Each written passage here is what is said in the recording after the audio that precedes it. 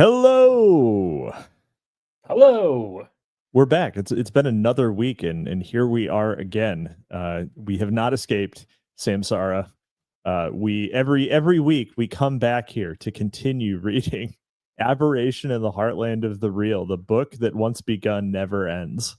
Yeah, I don't know how we're gonna do this in this post-Lynchian world. In this post-Lynch, well, I'm sorry, but I'm not sorry that That you doing killed David Lynch.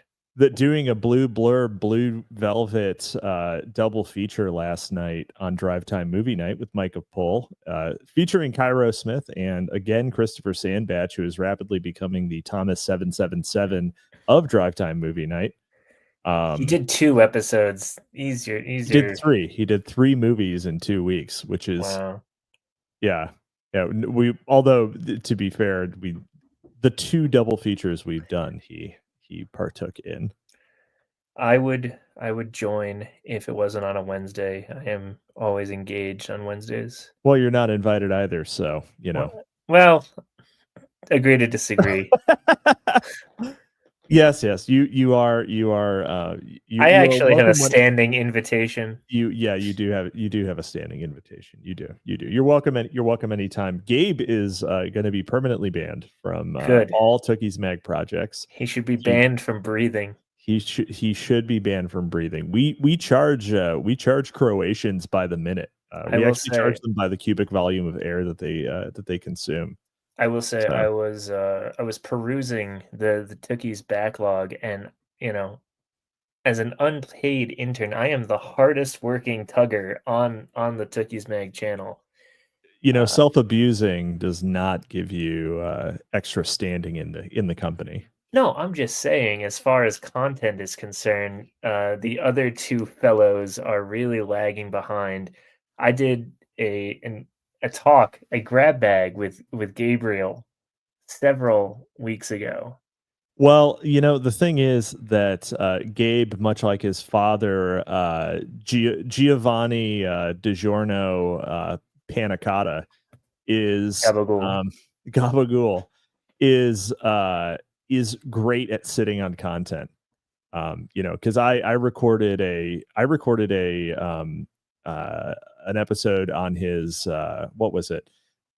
He's doing a House of Leaves series.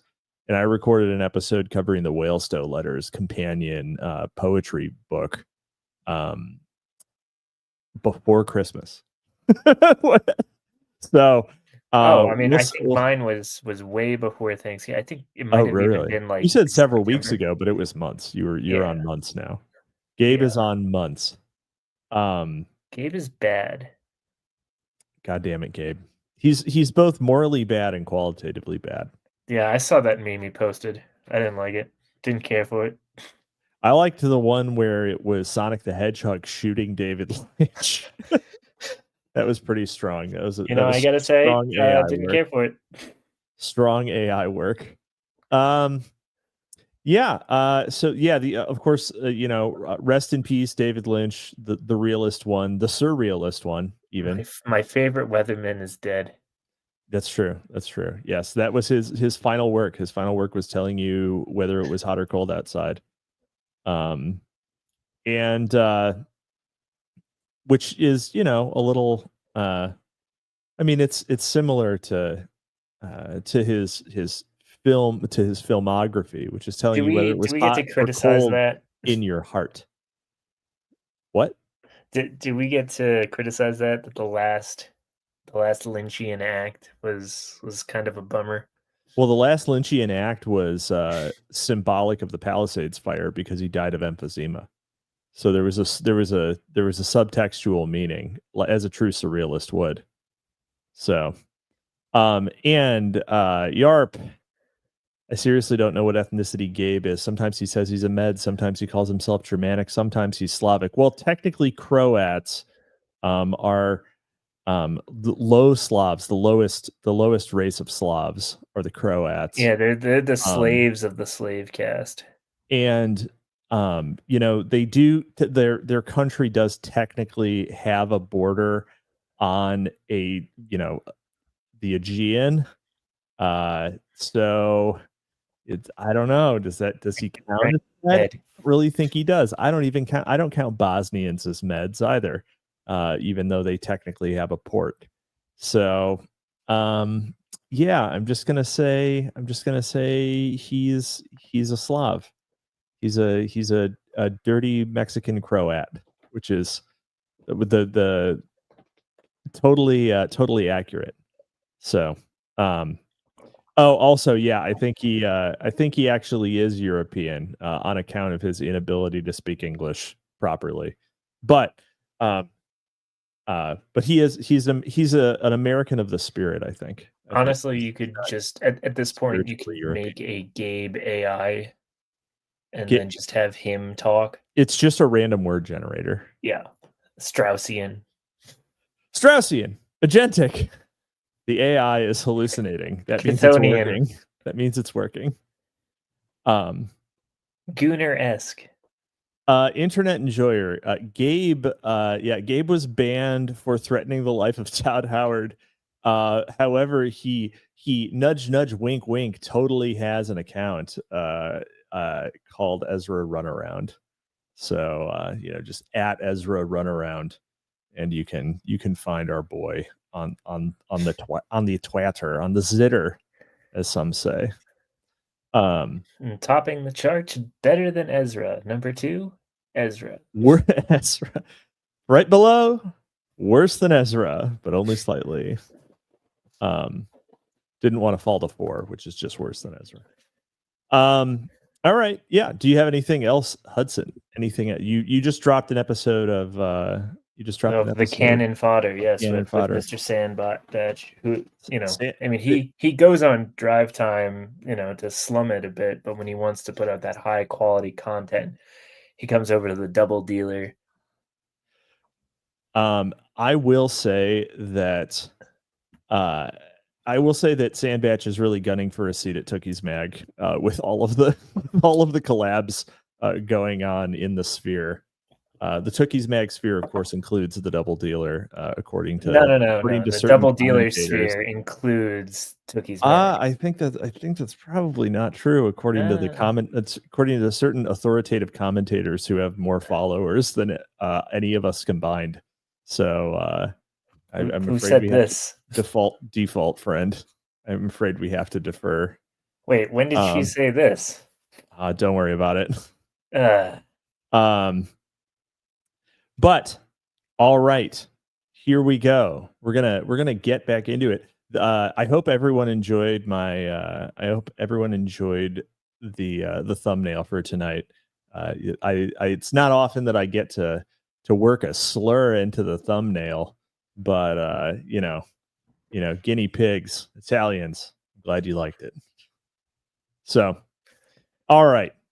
The struggle over definitions and meanings was one waged upon academic grounds as well as medical, political, and journalistic ones. Illustrating this was Elaine Showalter's 1997. Hold the fort. I don't know if I'm on the right page. Let's see. Gulf War Syndrome. Yeah, you are. Go back.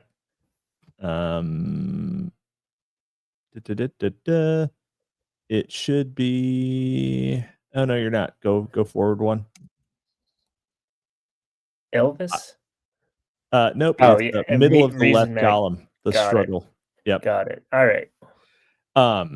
Illustrating this was Elaine Showalter's 1997 Histories, Hysterical Epidemics in Modern Culture. Of course, a woman would write a all about hysteria. Hysteria. Oh, speaking of hysteria.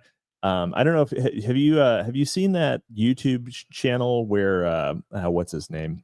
Caleb. He this guy. Oh, Caleb Hammer? Yes, that's right. Yeah. My buddy Paul, he posts little summaries of the videos all the time. Oh, Woman Definer, right? Yes. Yes, that's him. So yeah, he recently his thumbnails go incredibly hard. And one that he posted like a couple months ago, I watched a video that was linked by Paul at Woman Definer. Friend of the show. Friend of Hudson, I guess. I'm not muties with him. But we anyway, so I watched it and I started getting it in the recommendations, but his thumbnails go super hard because one of them is just his guest with a grimace on her face and in big block letters, hysterical woman, which is amazing. I mean, I mean, having 1.9 million subs and using hysterical woman as your thumbnail, that goes really hard. That's a strong play. He's a Caleb. king. Yes, hats off, sir. He's getting increasingly red-pilled as he goes through the millennial finances. Why are there all these women? It's literally everybody is spending as much on like fast food as they are on their rent. It's really the avocado toast. It really is avocado toast. I mean, it's not even the avocado toast. It's like $18 large fries from McDonald's because you ordered it from DoorDash, and they're gonna arrive fucking cold and later than it would have taken if you just went there. Exactly, they're gonna be terrible. The half-life on McDonald's French fries is like one of those elements in the periodic table that can only be detected in minute amounts in a particle accelerator. Right? Yes, aramecium. Yes, exactly. It just decays so incredibly quickly. That's McDonald's French fries.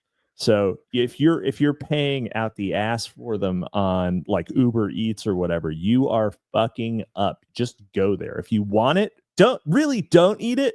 Don't eat it that often, unless you're Donald Trump, in which case it's apparently the soul. It's the source of your power. Yeah, it's the source of your power. But most other people should not eat it. But if you are, unless you are ordained by God, just go there. Yeah, just go there, because it's not going to be good. It's not going to hit that note. You're going to pay out the ass for it, and you're going to go into debt, and you're going to get yelled at by some chunky mystery meat guy named Hammer. And no wonder you don't like him, Cap. What? Because his name is Hammer. Oh, that's so true. I do like him though. I do like him. He's one of the good Hammers. He's one of the good ones. I don't know. I'm not going to say he's a friend of the show because I could probably get him canceled. But I hope he loves the Cork Chungus conspiratorial racists who are also somehow flying under the radar on the YouTubes. All right. In it, Showalter went so far as to compare Gulf War syndrome to other conspiracy theories such as alien abductions and satanic cults, which, while pervasive, both confirmed, by the way. Well, abductions are not. Satanic cults are real, which, while pervasive, remained beyond the boundaries of rational discourse. Speaking of satanic cults being real, a child rapist was just sentenced in the United Kingdom for his participation in the 764 cult. In the 764, I don't know if it's technically a cult or if it's considered like a terrorist organization, but it is a satanic group associated with the Order of Nine Angles, and he was a diddler. He was a diddler. He was diddling for Belphegor or whoever. Like literally, they would. I thought it was Baal or Baphomet. I think Baphomet. I thought Baphomet was Sloth. I don't know. They're all bad. Anyway.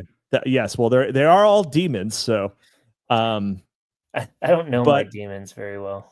Oh man, you got to get it. Maybe we'll read some demonology next. We'll just read the Lesser Key of Solomon. Oh gee, I'm gonna need to talk. I'm gonna consult my priest first. Just get a schema layer. Look, man, demons are scary, but to be honest, power of God is just way stronger than demons. They can't fucking hurt you unless you let them. So just don't let them. Anyway, satanic cults, which, while pervasive, remain beyond the boundaries of rational discourse, or at least as she defined it. Stories about Gulf War syndrome represented a plague of paranoia. Showalter emphasized how viral rumors like those surrounding Gulf War syndrome and the above-mentioned conspiracy theories only serve to demonize, scapegoat, and erroneously ascribe particular guilty agents as the causal forces behind political and psychological events and circumstances.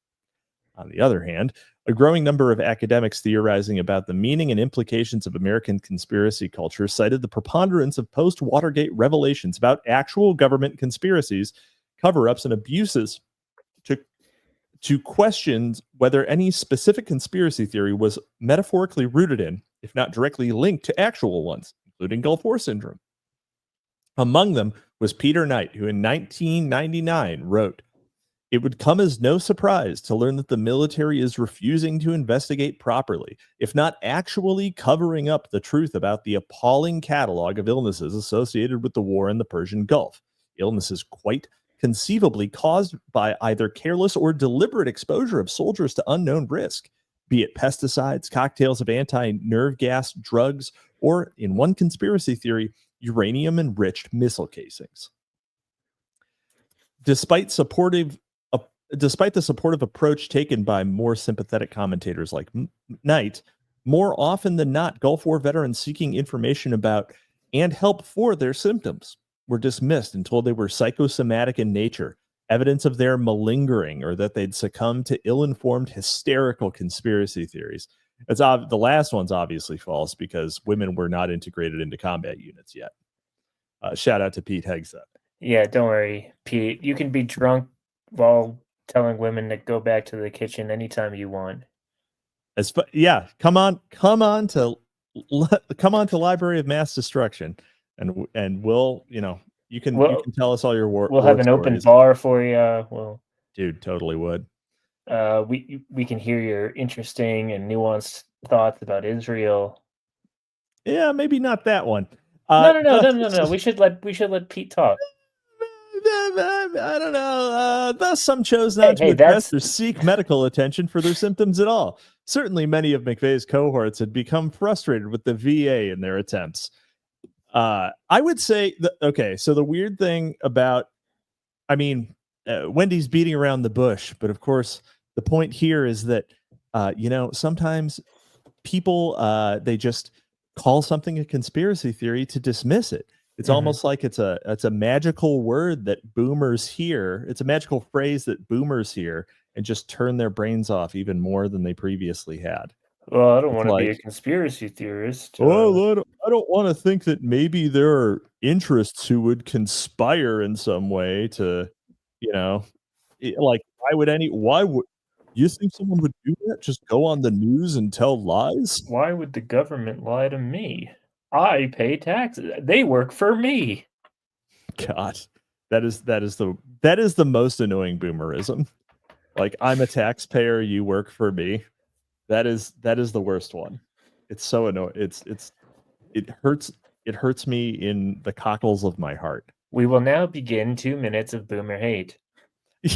All right. I'm done. Anyway, they'll all be dead I'm soon. just getting warmed They'll up. all be dead soon. At the time of his interview with the Jones team in 1995, Stansky said that he actually re-enlisted in order to get medical care for his child, born with birth defects. That's horrible. Condolences, Stansky. And had sought treatment for his own failing health. He had participated in a Desert Storm Syndrome physical, but in 1993, VA doctors told him that PTSD was responsible for his symptoms and referred him to his mental health division. Sorry, sir, your skin is sloughing off because of PTSD. Because you might want to deal with your trauma. Thoughts. Yeah. Have you considered talking about it with a professional? Yeah, I love it. I love it whenever you have an actual problem and you're complaining about it, and people say, "Well, have you spoken to a therapist about it?" And it's like, well, are they going to convince me that I'm not actually mad about this thing? We're going to give you some coping skills. For this rampage you wish to go on. Well, it's not that. I mean, it's not like that. It's like, well, I don't want to get into it. I actually have a specific thing, but we won't get into it. Last week it was over, and now you're telling me it's back. What happened? I just want it to be one or the other. It can even be over. All right. James Lane said that he had gone to the doctor at least 5 times in order to determine the cause of his symptoms, but said rather than answers, all the doctors gave him was prednisone, which helped, but did not stop his rashes from coming back. Oh, his skin literally was sloughing off. Lane said that when he asked his doctors if Like something... the somatic skin diseases that make your skin fall off. Right. Lane said that when he asked his doctors if something during the war might have caused his rashes and sleep problems, they said they did not have the answers to that question. And as his inquiries to the VA only resulted in him getting the runaround, as Runaround mentioned, he eventually gave up trying to obtain answers altogether. Black Cloud said that he too brought up his symptoms to the VA, but had not heard back from them in many moons. And after 1995, did not mess with VA medicine man anymore. For a layperson, not to mention a sick soldier, determining the truth was nearly impossible.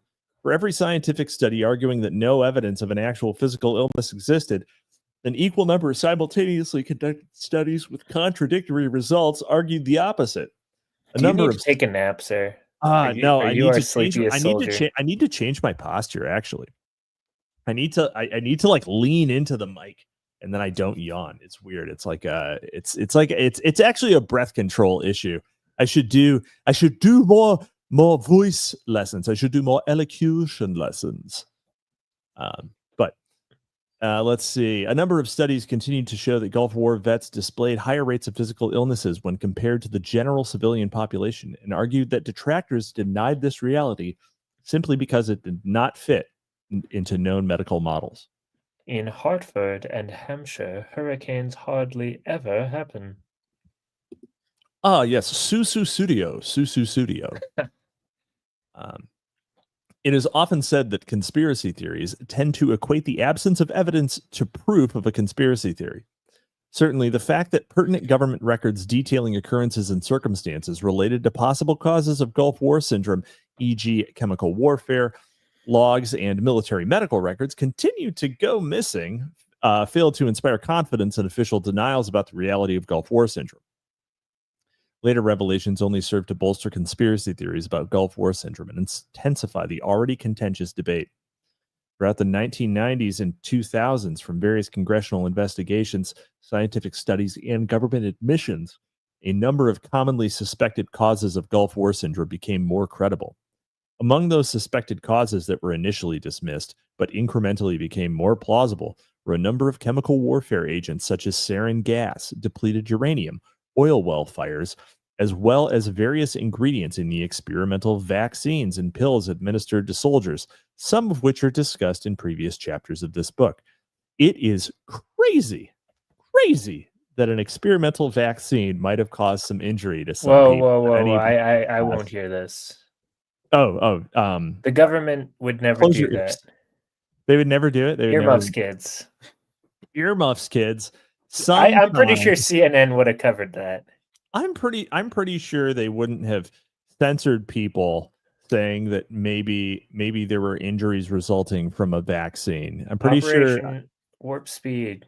I don't even think that there would be a tag under this video about vaccines linking you to something like Wikipedia, which is clearly not a valid source. Yeah, clearly not a captured institution in any way, right? But there's me. I don't know. There's probably, although I think there probably won't be one about the vackies, but there's almost always one about the Oklahoma City bombing. Now the real question is, why would Tom McVeigh blow up the F. Murray Abraham building? I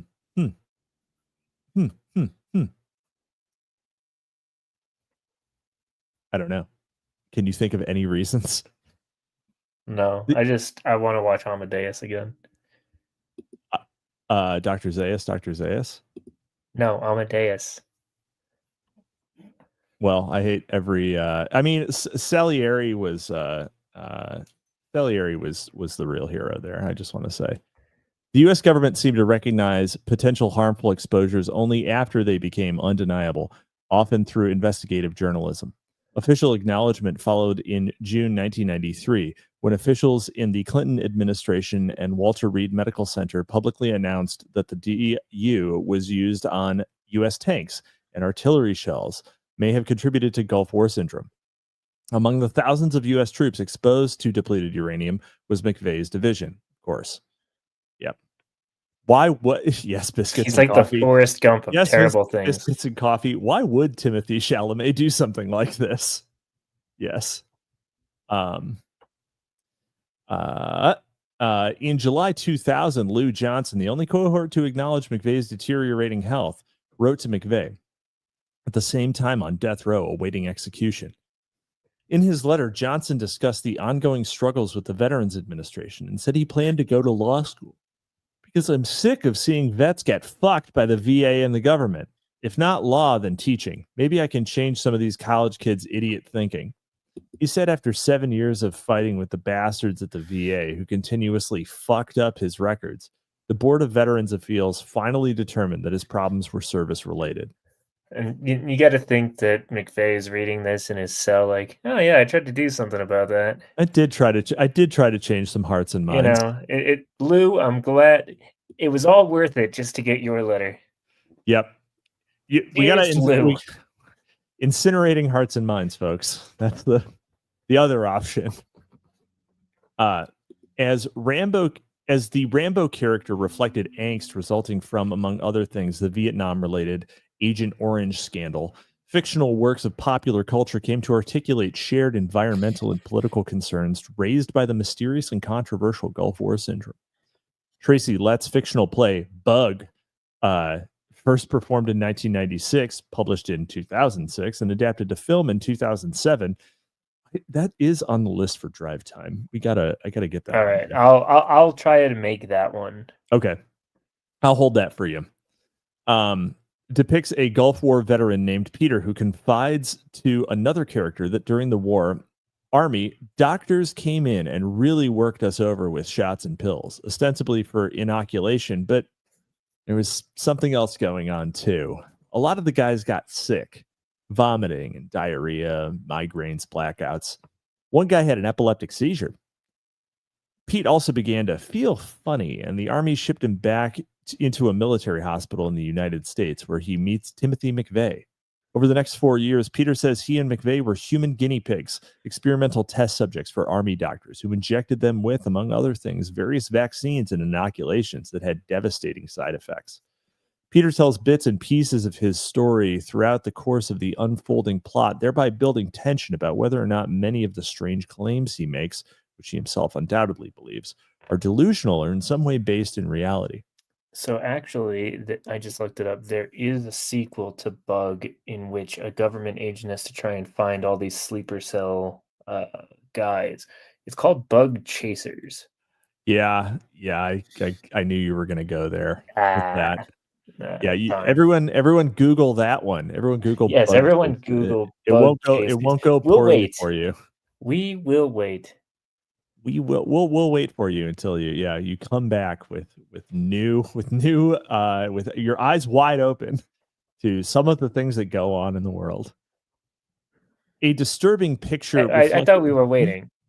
Oh no, we're not actually waiting. Oh, no, we're not all actually. Right. Well, if you're listening to the playback, pause it, go look, then come back. Yeah, but if you're listening to the live, just stay as we continue to perseverate on whether or not we're pausing. You can do it later. A disturbing picture reflective of the story told by Peter in Bug emerges when one reviews in chronological sequence the intricate details within the available portions of McVeigh's military medical records, as well as other archival defense documents and oral testimony pertaining to his cohorts, and juxtapose these against the public history of Gulf War syndrome.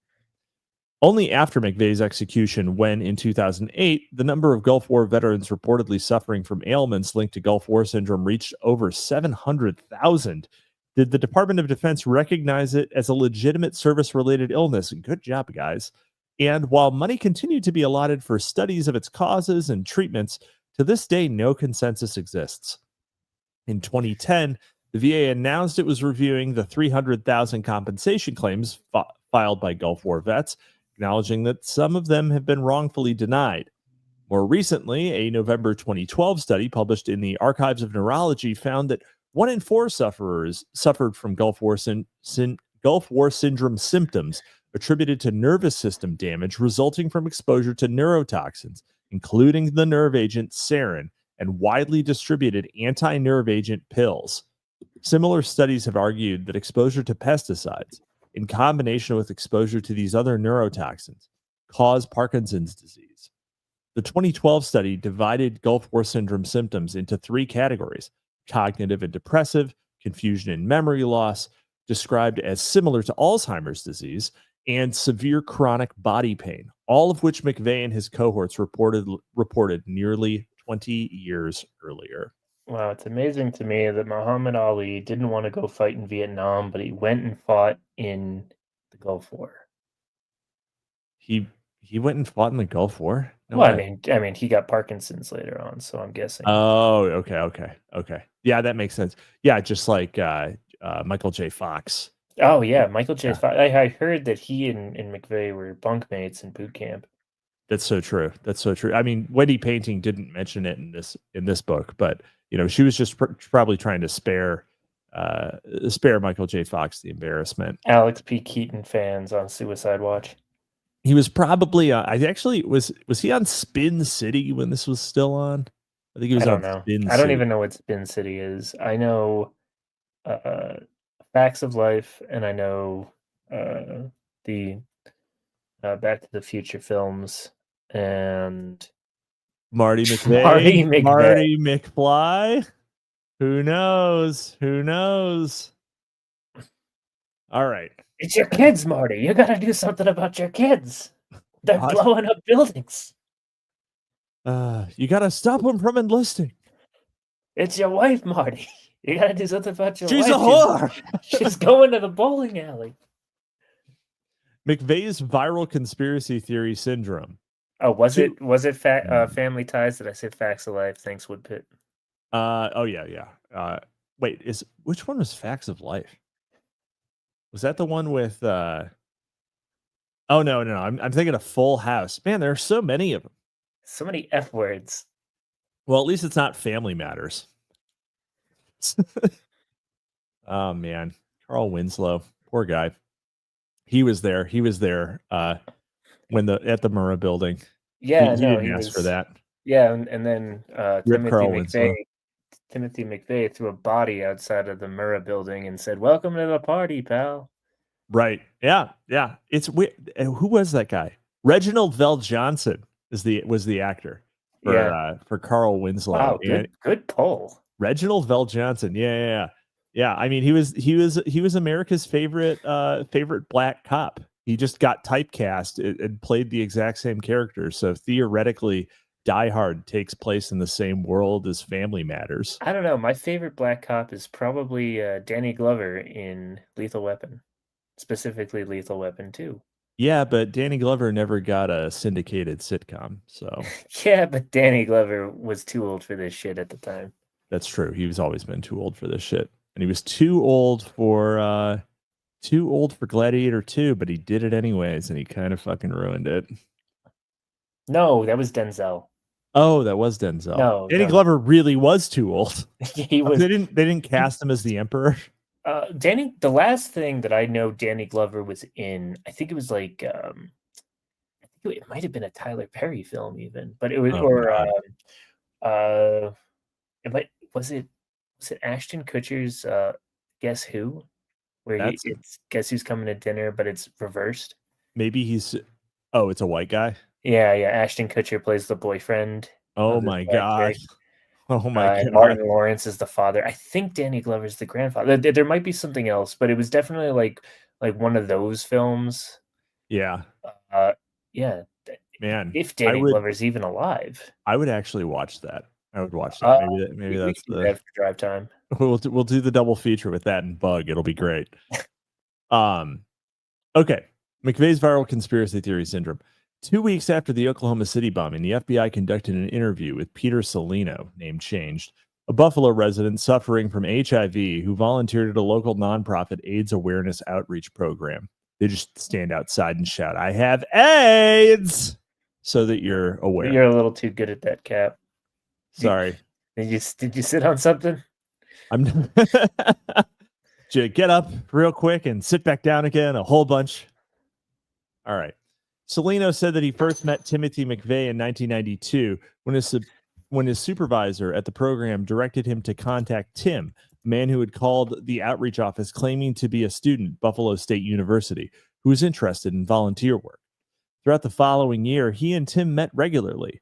During one discussion, Tim said he had a great interest in helping AIDS patients and was thinking about starting his own outreach initiative, but needed access to a computer to do so. Okay. But I need a computer. I need a computer to do outreach.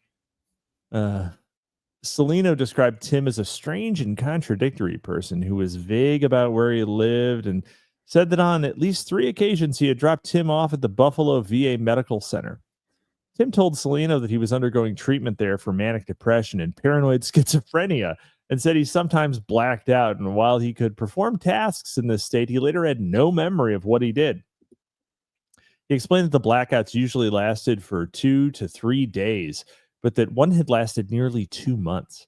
On one occasion, Tim told Salino that he used to be in the Army, but that the experience had been a negative one, and several times remarked that he had a past life he had not told Salino about, but advised Salino to be careful of him because of this. Salino told the FBI that sometimes Tim would flip out, suddenly became angry, and yell incoherently about the federal government. One of Tim's main gripes, he told Salino, was Social Security's rejection of his application for medical benefits. Man. So it turns out that Danny Glover's still working. Oh, you've been Jamieing up some information. Yeah. He was his last film, or his last role was either as a crime boss in the video game Crime Boss Rocky City as Gloves. Oh boy. And that was in 2023. Or a Christmas film, a Christmas made-for-TV movie called The Naughty Nine, in which he plays Santa. Oh boy. Direct-to Disney Plus film. He's probably getting paid okay on that. His last feature is called American Dreamer, which stars Shirley MacLaine and Peter Dinklage. Oh God. He was also in Jumanji 2. They made a sequel to Jumanji? It's called Jumanji: The Next Level. It's the Rock Jumanji. Oh God. Yeah. Robin Williams Jumanji, underrated movie. Yeah, Robin Williams, underrated. Underrated. What's that guy up to? Definitely not underrated. I was just hanging around. If anyone ever found me dead from the neck because I was trying to masturbate while choking myself, I don't think that was Williams. I think he killed himself because he had. I'm thinking of David Carradine. Yeah. Williams had some sort of degenerative disorder, and he was just like, "Nope, not doing it." So my wife's dead, Chief. Oh. While Salino's story is quite strange, the statements of others lend support to it, and true or not, it touches upon another larger discursive pattern that I believe correlates to the specter of Gulf War syndrome that seemed to haunt McVeigh and his cohorts. When the Jones team interviewed Steve Hodge's mother, she said that after McVeigh returned home from the Army, he developed a strange obsession with the AIDS virus. In a letter McVeigh wrote to Steve about Steve after leaving the Buffalo area in late 1992, he included clippings of news articles about a recent CIA drug running scandal and wrote, "The U.S. government waged biological warfare against its citizens as a means of population control." Steve said that in previous conversations, McVeigh insisted that the government engineered the AIDS virus and introduced it to the public, first in Africa through a smallpox vaccine, and fluoride in the water supply was also poisoning people. I'm just saying, if you okay, this one, all right, I bought in on a lot of these, but I'm just saying, if you're going to introduce a virus for population control, why would you give it to gay men? That's the last group. We didn't. We gave it to black people. Well, and they all turned out to be down low. Turned out there's all. Every brother is a down low brother. That is the Tariq Nasheed rule. Checked by Buck yeah. breaking 2, back to Africa. Oh my god. What's he up to? I think he's like a Telegram celebrity now. He's still on Twitter. Yeah, I just, you probably, it just wouldn't work that well if it was population control via butt sex. Man to man booty fucking. Just throwing it out there. Because they were never going to reproduce anyway. I gotta say, not a fan. Not a fan of Tariq Nasheed. Butt sex. The AIDS virus. Yeah, you know what? Yeah, I'm gonna take sex. a controversial stance here and say that AIDS is not good. I'm gonna take a controversial stance and say that AIDS didn't go far enough. Yeah, we're definitely if it wasn't done by the government and it was just a disease, monkeypox 2 is coming, and America will pay for its hubris. With monkeypox 2? Yes. Yeah. Electric Boogaloo? We'll get it before GTA 6. Isn't that also just a booty sex one? What? Oh yeah, no, it is. Monkeypox 2? Yeah. It's weird that all of these butt sex diseases come out of Africa. I'm just saying, man. All right. Well, I'm just saying. Someone's got to say it. I'm just a truth teller, man. There's a first guy who's plowing a chimpanzee. I'm just saying that's like the first dude. I'm just saying, man. I'm just saying. I'm putting 2 and 2 together here. My uncle Rock Hudson, he was the first. He went to Africa for a shoot and he plowed away at a chimpanzee. That is not what it stands for, Gabe. TR stands for Tushy Raw. All right, you're unbanned, Gabe. All right. Let's see here. Perhaps McVeigh became fascinated with HIV and AIDS after reading the news. After all, as he later explained, during this time he began to pay attention to what the news was really saying. The Spenglerian reading, or the Straussian reading, sorry, the Straussian reading of the news. AIDS. Yeah. The state of New York had the highest rate of AIDS diagnoses in the country. And although some Buffalo area patients described the refusal of some doctors and dentists to treat them, local hospitals were conducting experimental trials in an attempt to find a treatment. Interestingly, local news reports said that among the symptoms displayed by those infected with the immune weakening virus was an infection of the gums that often led to the removal of the majority or all of a patient's teeth. Oh no. In July 1992, local AIDS hotlines received 6,400 callers requesting information about the virus and 1,000 seeking AIDS tests. You want to know my conspiracy theory? I always. So, you know who Ryan White is? No.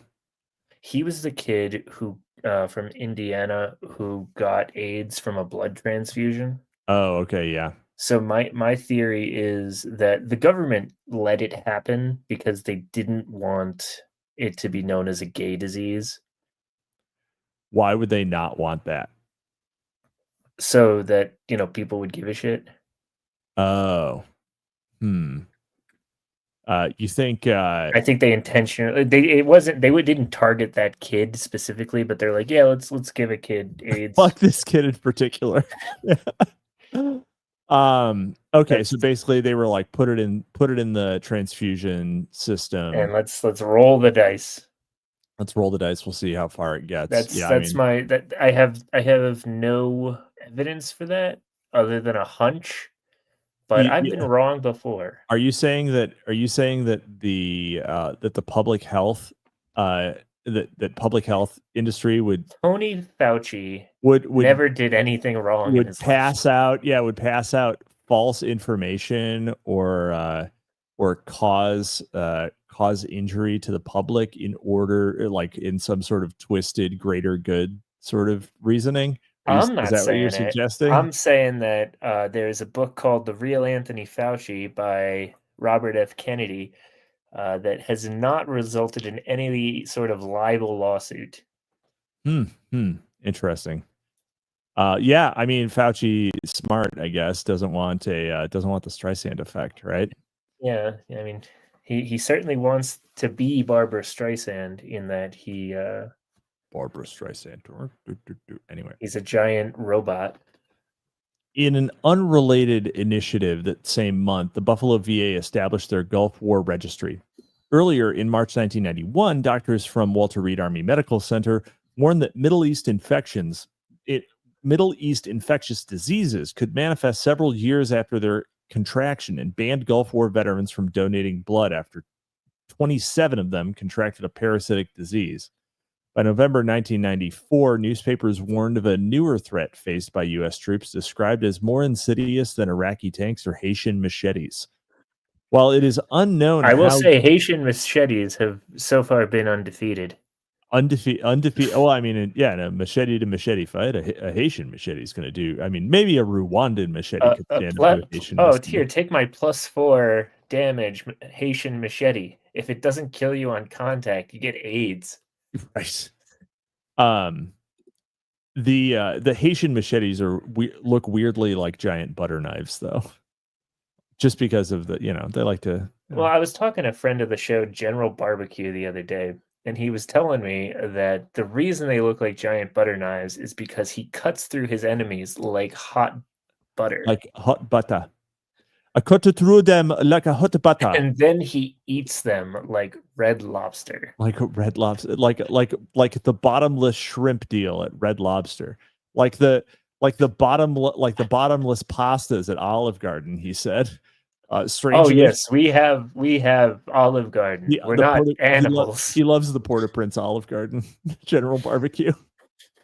Brother, could you imagine he opens up like General's Barbecue? General's Barbecue, yeah. General Barbecue's barbecue. He also serves General So's chicken, but it's General Barbecue's. But it's General actually So's just a Chinese guy named it's a So. Chinese guy. But it's all General Barbecue's General So's chicken barbecue flavor. No, we had to demote him to Colonel. No one can be above General Barbecue. But oh yeah. The fried chicken is only allowed at the Colonel level. You have to have sugar-based sauces when you reach a general. Let's see. While it is unknown how great the Haitian machete threat of 1994 was exactly, the report described diseases such as AIDS, malaria, and hepatitis. I have no idea what that is. What? Haitian machete threat? Well, at the time, we're living through that now. At the time, no, the Clinton administration invaded Haiti. Oh, and that's where they stole all those kids. That's right. Well, yeah. Now remember the whole oh my God, the dictator's wife had so many shoes. There was like a whole story about it.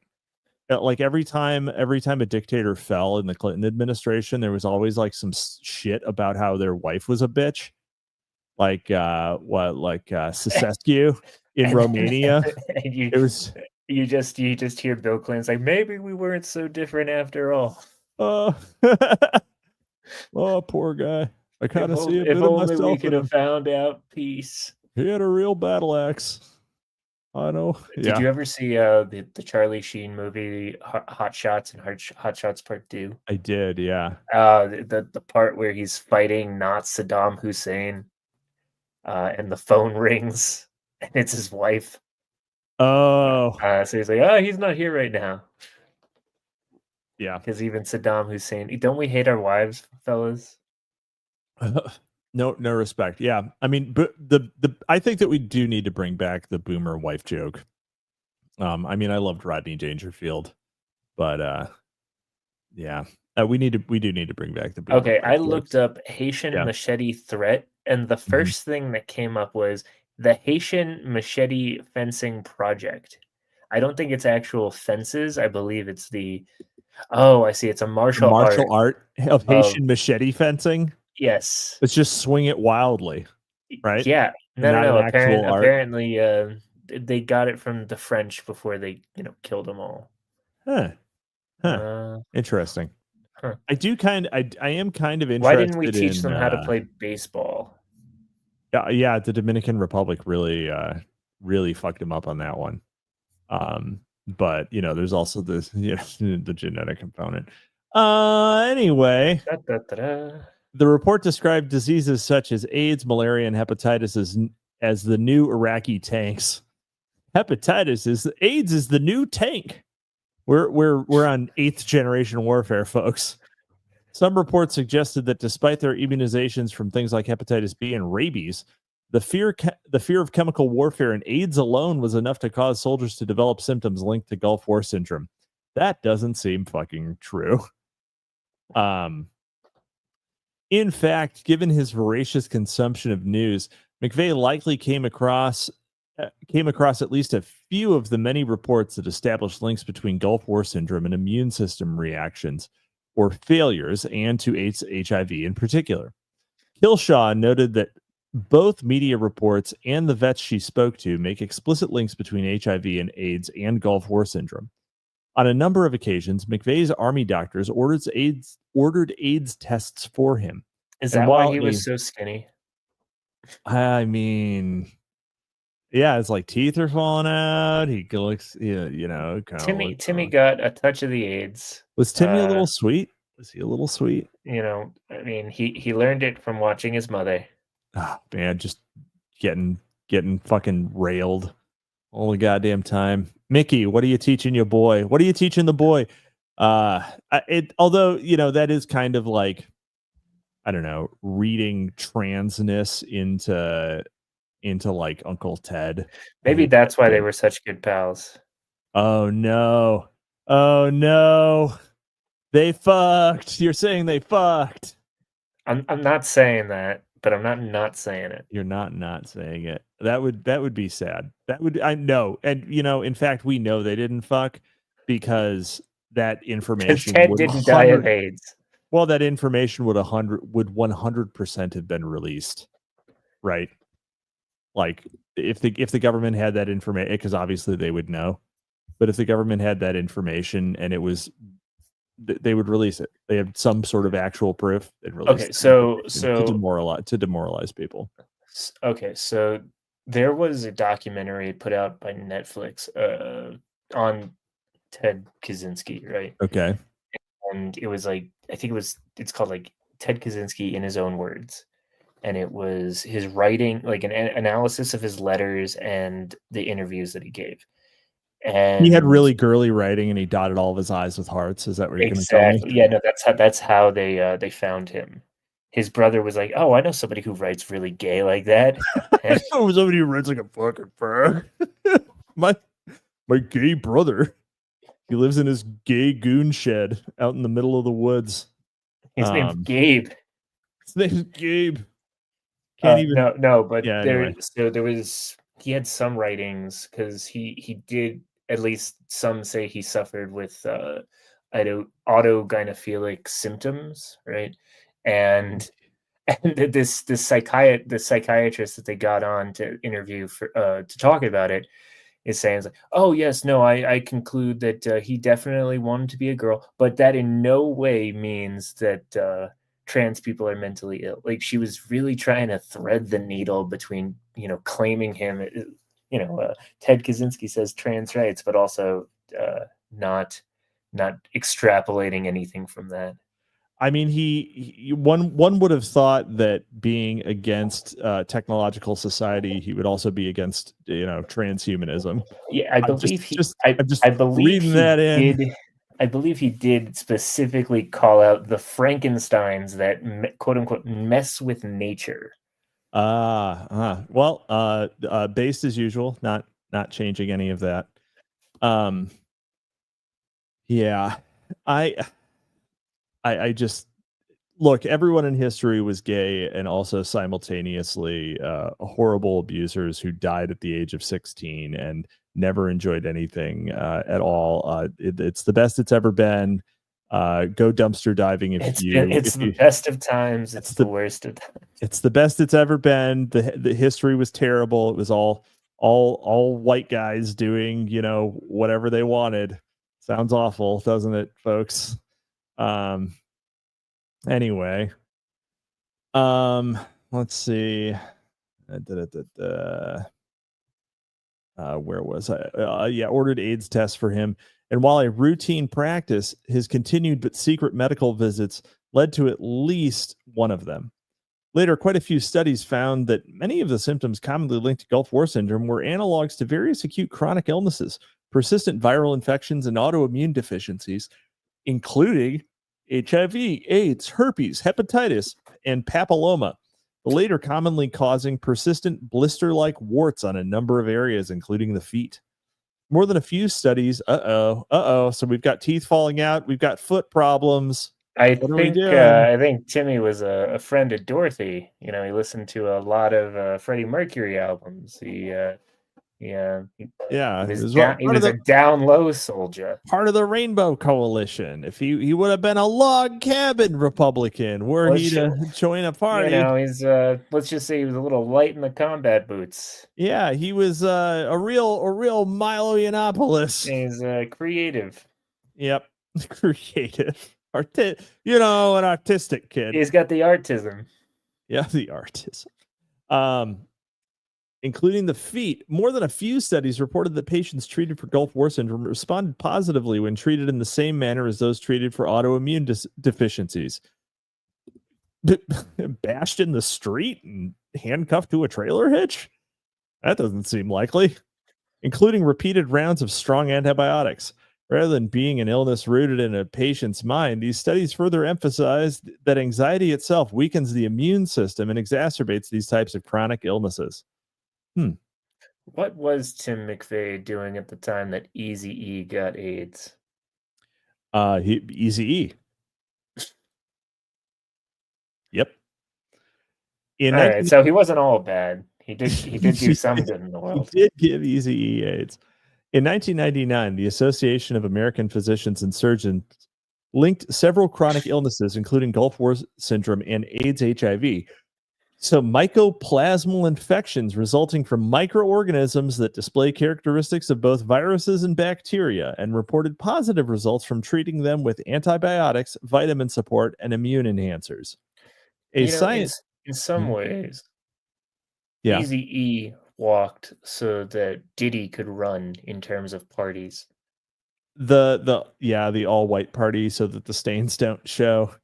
Calling in the nurses for B12 and saline injections so that you could keep up the freak fest. Diddy went to one and he did the SpongeBob write that down meme. It was just like, I could do this better. We're gonna do it bigger. It's gonna be great, tremendous, the biggest freak off. You know it, I know it. More dicks, less pussies. Justin Bieber, we all know him. R.I.P. Friend of the show. We've all known him biblically. The fact that somewhere out there's like definitely a video of R. Kelly pissing on Justin Bieber does kind of make it worth it, except that he was peeing on him in a sexual way, which makes it not worth it. I don't know. I'm not going with you on this. If it was non-sexual pissing, it would be based, but because it's sexual pissing, it's fucking gay. So, right now they're already filming Surviving P. Diddy. You think they are? Oh yeah. Oh, definitely. There's and it's no way. Be a bunch of people. Yeah, it's going to be a bunch of people who. He hasn't been convicted yet. They can't release it. No, they're in the middle of filming it. They're waiting. They're waiting for him to kill himself in prison, or get killed himself in prison. Yeah, exactly. Get suicided in prison. Yeah.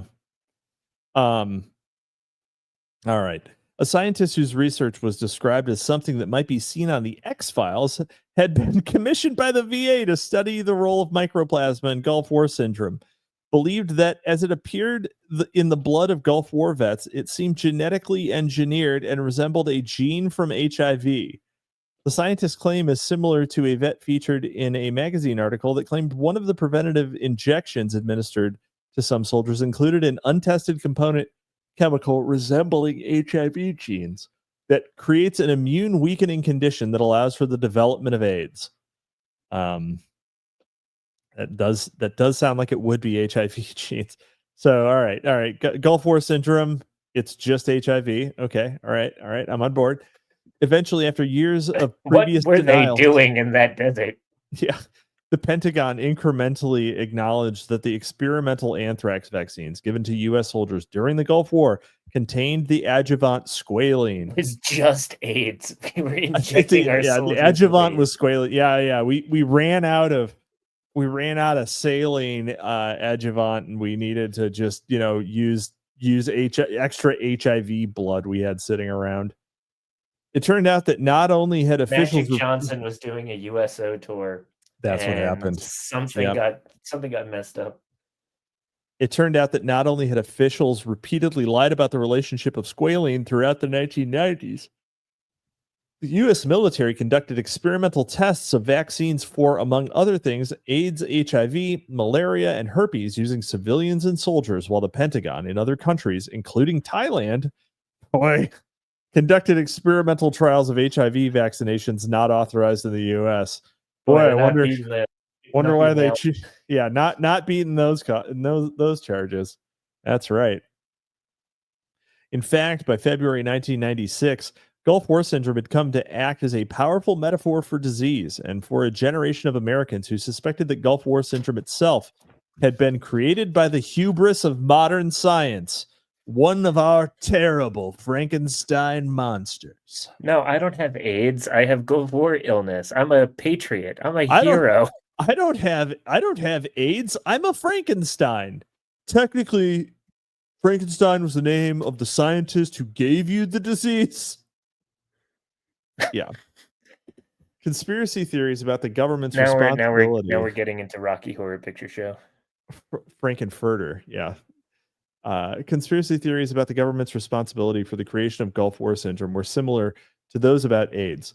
McVeigh's belief that the U.S. government created and released AIDS into the population was one shared with a large number of Americans, particularly African Americans.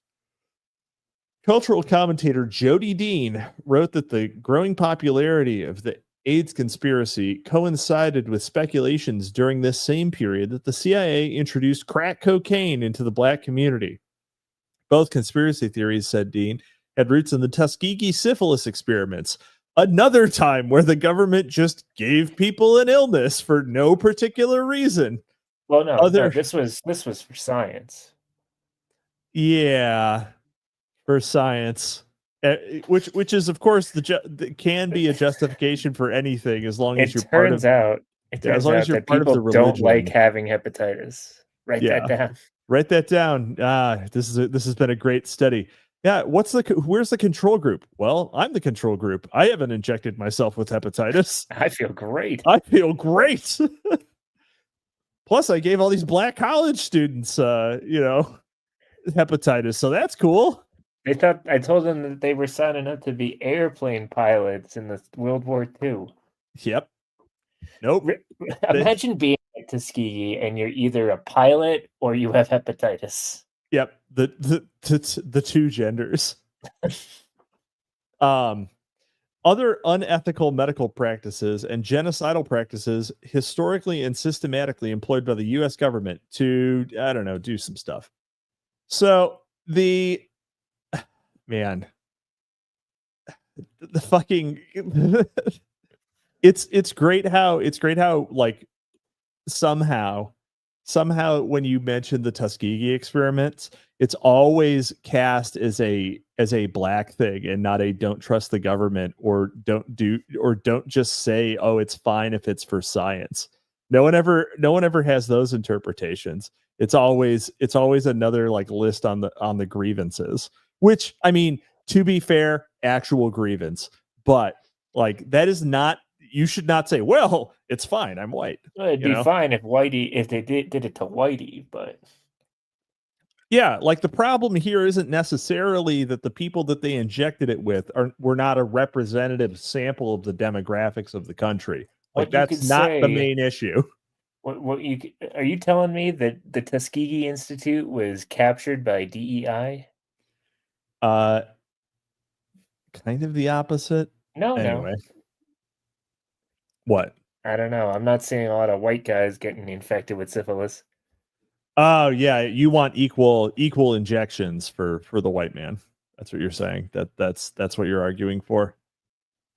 You sure Yes, that especially if their name is Gabe you're sure that Sinclair. TR doesn't stand for Talmud respecter? No, it's totally rad as you can Okay, see okay. on my Mm-hmm. guy, my avatar. In 2005, journalist Margaret Cook reported on a study conducted by the University of Oregon, which found that over half of the African American population believed that HIV was man made and had been intentionally spread within their community by the government as a form of genocide.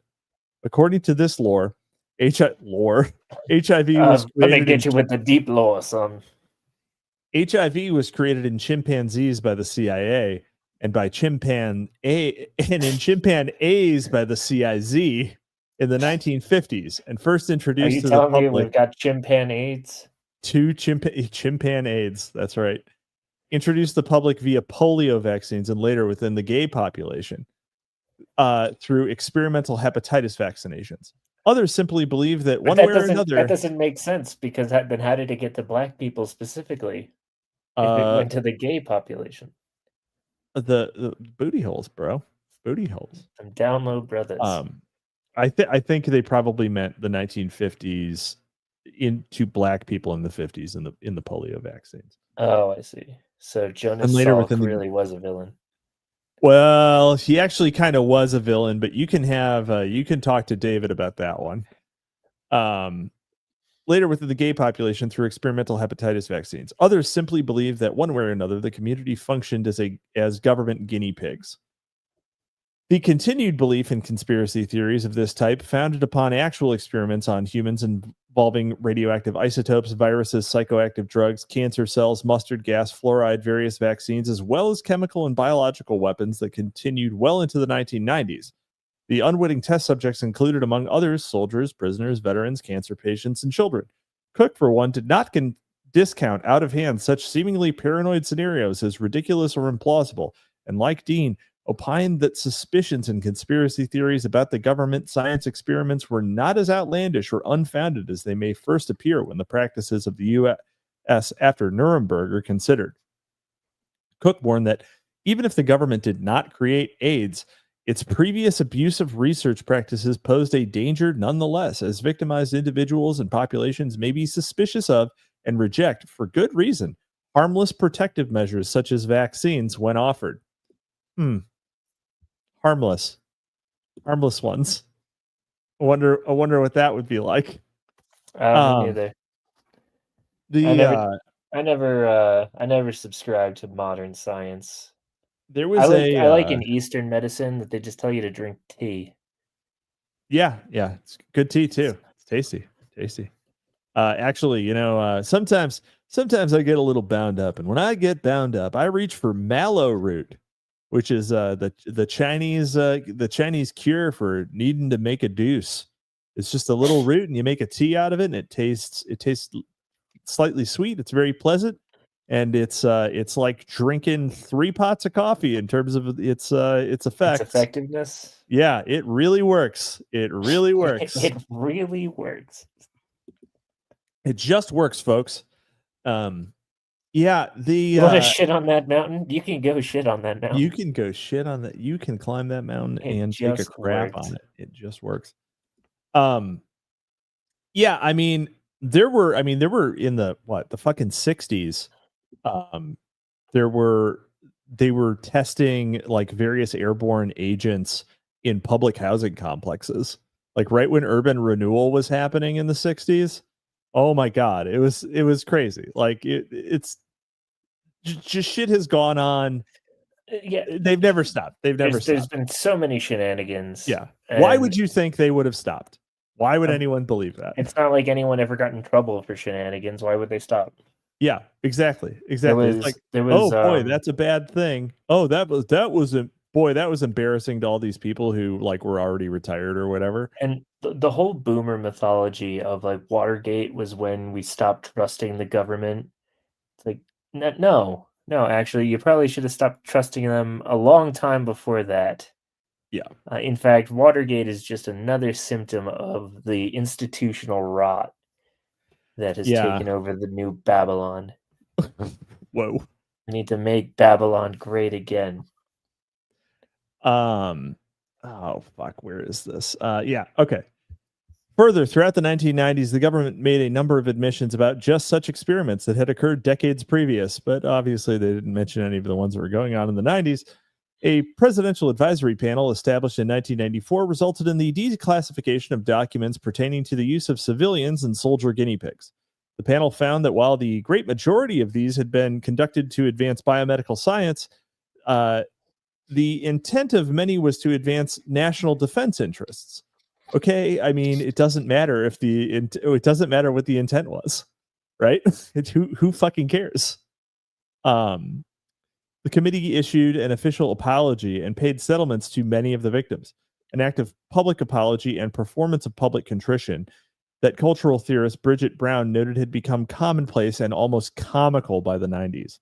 Brown observed that while the historical apology has become part of a collective national narrative of retrieved memories, official apologies for historical abuses lead not to public healing, but to confusion over to what extent abuses of power are pathologies and result in a deep, intractable cynicism and suspicion of powers that be.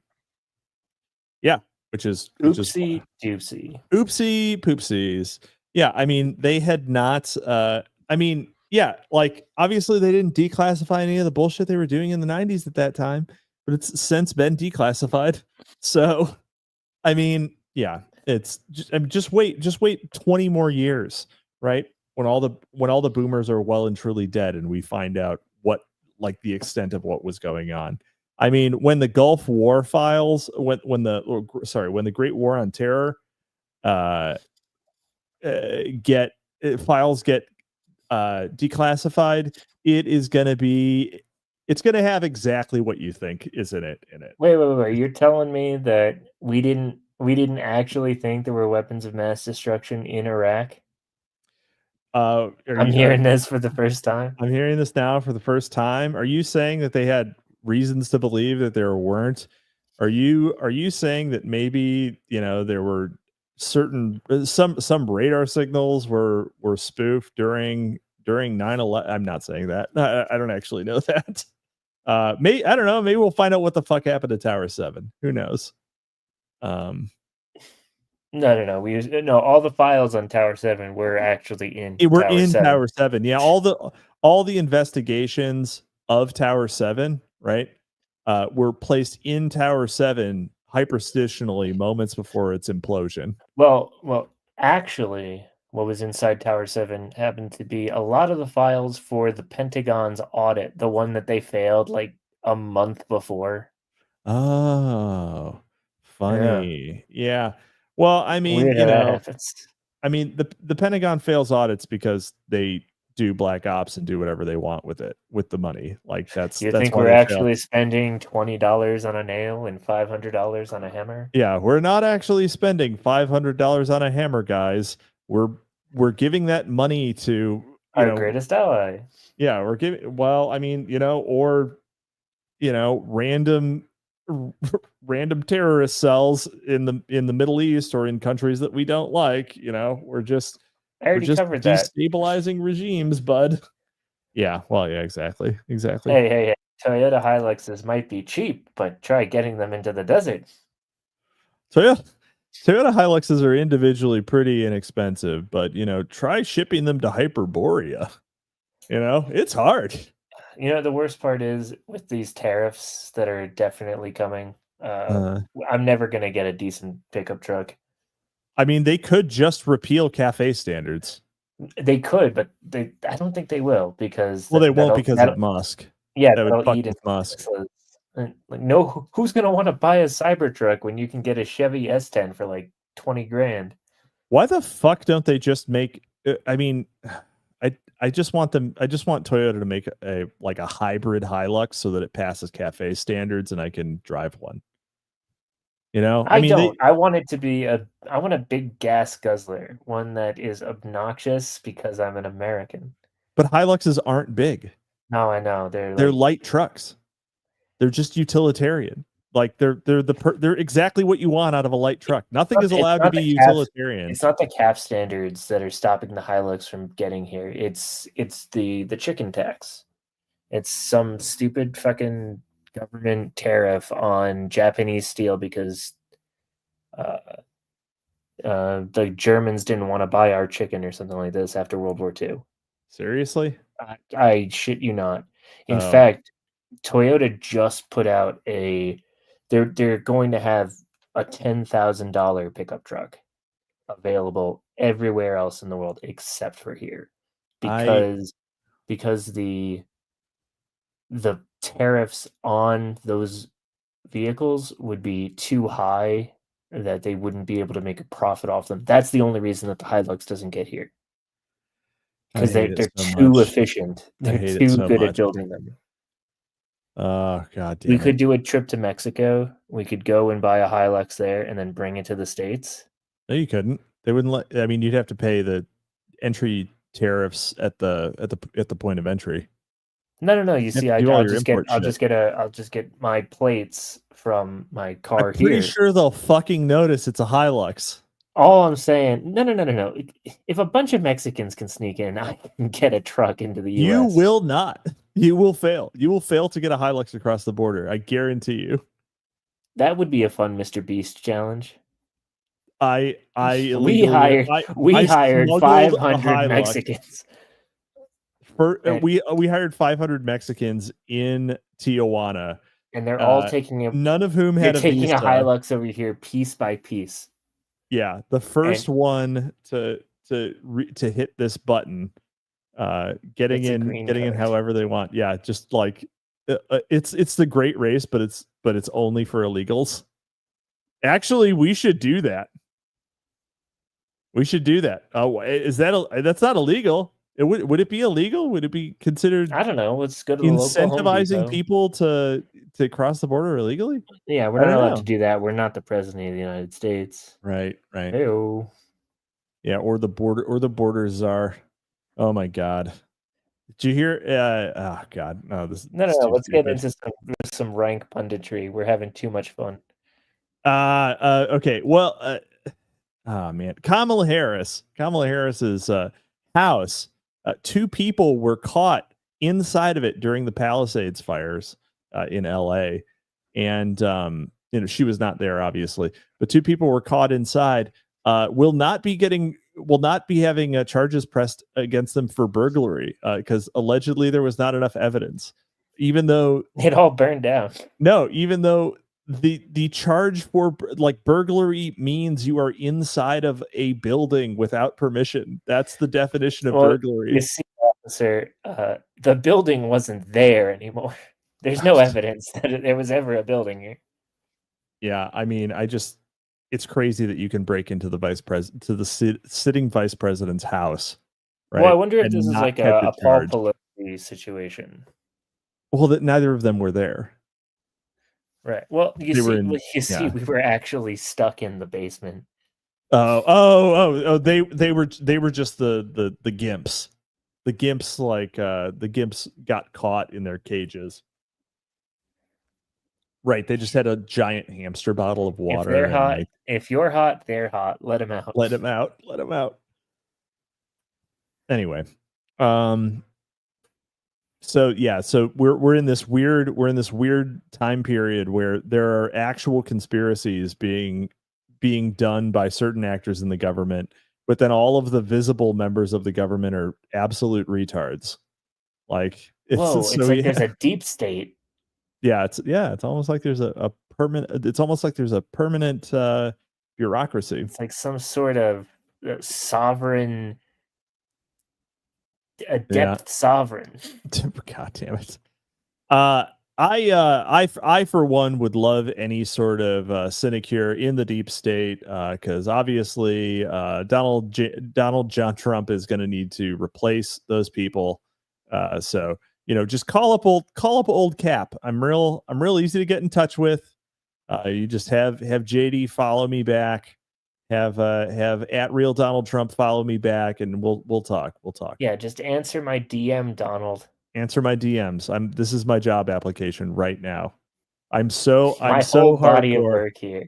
This is my whole body of work. You have hours and hours of me showing that I am a loyal based man. The Patriots can't be in control if you don't give them control. If you don't let the Anons be the new deep state, I don't know. You're just, what was all this for? It's low hanging fruit, bud. It's low hanging fruit. If you told me to, I'd burglarize Kamala Harris's house. Donald John. If you gave me a lawful order, it's a case of no Watergate. Yeah, if you gave me a lawful order as the president of the United States to burglarize Kamala Harris's house, I'd do it. I would do it too. I wouldn't get charged anyways. So no one was charged because they realized that Kamala had sold all her stuff to pay back Beyonce. Oh my fucking god. The house was empty. The house was fucking They also empty. had to pay off all the women Doug Emhoff was all of her shit was from a rent to own place. She was driving a Ryder truck, Cap. All of her stuff was from a rent-a-center, which just shows she really was black. Anyway, okay, we have to find out what Kamala Harris's credit score is. Well, that's not public information, but I imagine it's good. It's actually excellent. I imagine it's good. Yeah. Anyway, let's see. Cultural theorist Jack Z. Bradich cited the AIDS conspiracy theory as one shared by both the left and the right. He wrote that while they may have had good reasons for their beliefs, many noted by Bradich, detractors tended to psychologize the issue, deeming the belief evidence of race paranoia, an irrational belief in a very real genocidal structure. Bradich concludes that the more pertinent question is not whether the U.S. government created and intentionally spread AIDS, but rather why even the suggestion of this unthinkable scenario provoked debunkers' virulent responses. That is so true. Why is it? Why are you so angry about my schizo beliefs?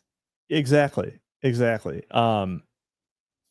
AIDS for conspiracy theorists acts as a sign to be decoded, demystified, and uncovered, revealing a truth of social and historical relations underneath, i.e., genocide, New World Order, or population control. Yeah, it is true though. Like, why is the idea of, so we have an alleged democracy, right? And of course, in a democracy is only as good as the people in it. And some people would define that measure of value as how, intelligent those people are. And some people would further state that everyone has the same potential to be intelligent. I disagree, but I'm just going to say that if someone is convinced because of bad information of the virtue of their position, that's what voting is. Like, that's the argument against democracy, right? That's the idea that people are wrong and dumb. Like, that's the argument against democracy. And so you got to let people be wrong, right? You have to, if you believe in democracy, you have to let people be wrong. I let you be wrong all the time, Cap. I have no idea what you're talking about because I'm always right. Or I'm too stupid to realize when I am wrong. So I do have questions about the moon landing, and that is my God-given right. That's his God-given right. It's not that you distrust the accomplishments of the astronauts. It's that you really respect Stanley Kubrick. I find his ability to turn anything into something else scary. Terrifying, even world shattering. Anyways, we did go to the moon. That is one that I don't believe. No, I know I really want to believe. Something about the Van Allen belt really just messes with my cognitive ability. You're afraid of radiation. I'm so afraid of radiation. Okay. I've seen the Fantastic Four. Okay. Well, that should mean that you are fucking stoked for radiation, and you should try to get irradiated as quickly as possible. I don't know, Because because you I've get seen superpowers. Fantastic Four in Venture Brothers too, and that's terrifying. Oh, Sally, you silly Sally. And Ned, don't forget Ned. I Well, bet he was a normal guy before. No. He already had brain damage. Boom, boom, boom. Boom, boom. Oh, what boom, boom. All right. Giant cuticle, or whatever the hell he was. So yeah, here's the thing. Okay, so you're worried about gamma and X-rays getting through the exterior of It's not just of the me. ship. Like the NASA scientists were worried about it too. Dr. Van Allen, from Yeah, which the I know. belts were named. There were also people who thought that there would be more dust on the moon. Like there would be more. I forget the name of the dust that's on the moon. But Moon dust. no, it's got a whole special word. I think it might be regolith. But Speaking of stuff that was on the moon, hold on. But alpha and beta waves, like radiation, right? Alpha and beta particles will fucking kill you, right? They'll fucking kill you if it gets inside your body. But your skin is sufficient to stop it. The exterior of the microwave in your house is sufficient to stop the microwaves that are emitted from that thing, which could also fucking kill you, right? The the loose fill of X-ray in an X-ray gown, or an MDF wall or drywall, is sufficient to stop the X-rays that are used in say a doctor's office. Now if you have multiple layers of lead and ceramic sheeting, which is on the exterior of all of the spacecraft we've had, there's good reason to believe that you could protect yourself. all right, At I'm least, convinced. That's all I needed to hear, Kev. like it I'm really does easily just take fooled and one. easily It takes like convinced. one thing that it can't go through. It takes one thing that it can't go through. So, yeah. Believe me, when somebody told me about the Van Allen radiation belt, I was like, no, I want to believe in the moon landing. Give me any reason to doubt that radiation would stop us from getting to the moon. I'm a patriot. Okay. Well, the answer is you have to put something between you and it. So, like a spaceship. Okay. All right. yeah. And I mean, that's not, of course, that's not to imply that, astronauts don't have much higher radiation exposure, which they fucking do, right? Like they definitely have higher radiation exposure than people who don't go into space. But it's not so much that it's going to, stop a person from surviving a trip to the moon and turning around. Now there is a lot. That just makes Neil Armstrong a dick for what he did to the Prime Minister of the Netherlands. I don't even know what he did. What did he do? He gave the Prime Minister of the Netherlands a rock that he said that he picked up himself on the moon. But it wasn't. It was just just a rock. It was just a fucking rock. What a dick. Actually, you know what? Neil Armstrong was into some wild ass conspiracy theories, including the what was the name of it? The Metal Library. It's supposedly somewhere in South America, and contains pre Silurian hypothesis technological archives. But yeah, I man, Neil Armstrong was into some conspiracy theories. Tell me what Neil A backwards says. God damn you. Are we gonna get to that tonight? What? Are we gonna get to that part tonight? I mean, yeah, it's one page from now. Oh, nice. All right, now we're gonna hit some good stuff. Enough of this AIDS crap. But yeah, Hudson, like, yeah, you'll get more radiation, but if we ever want to settle the moon or indeed Mars, we need to, because there's no, they don't have a magnetosphere, or obviously atmospheres to deflect any of that stuff. You basically have to go underground. So we're gonna turn ourselves into mole people. Is that why we're breeding the lizard milk? that's why women? we're doing the lizard milk. Although, there's a problem with that because, lizard Also, don't live milkers, underground. they have to bask in order to, get truly full and frothy with their lizard milks. So if Boy, you can't God really bask knew what he was outside, doing when he made the atmosphere. he really did. Really did. Yes, Woodpit, Mars does have a partial atmosphere. That is true, but it doesn't have enough to like hold together. So it is unfortunately extremely thin. So we'd have to do something to terraform it, which is probably I'm gonna launch a bunch of nukes at Mars. honestly that's one of the like nuke the poles of Mars where all of the ice is. ISIS? ISIS. Oh my God, ISIS is already on Mars. Space ISIS? Space ISIS. We gotta go liberate Mars from ISIS. That's what we should do. We should just say that Mars. there's oil there. We'll get the neocons on board. Well, no, they didn't have dinosaurs, so they can't have.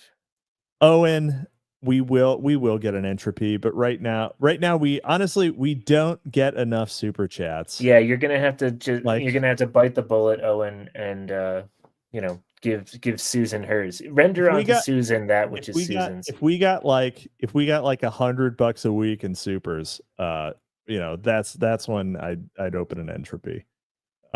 But anyway, let's see here. Now we could post a crypto wallet link.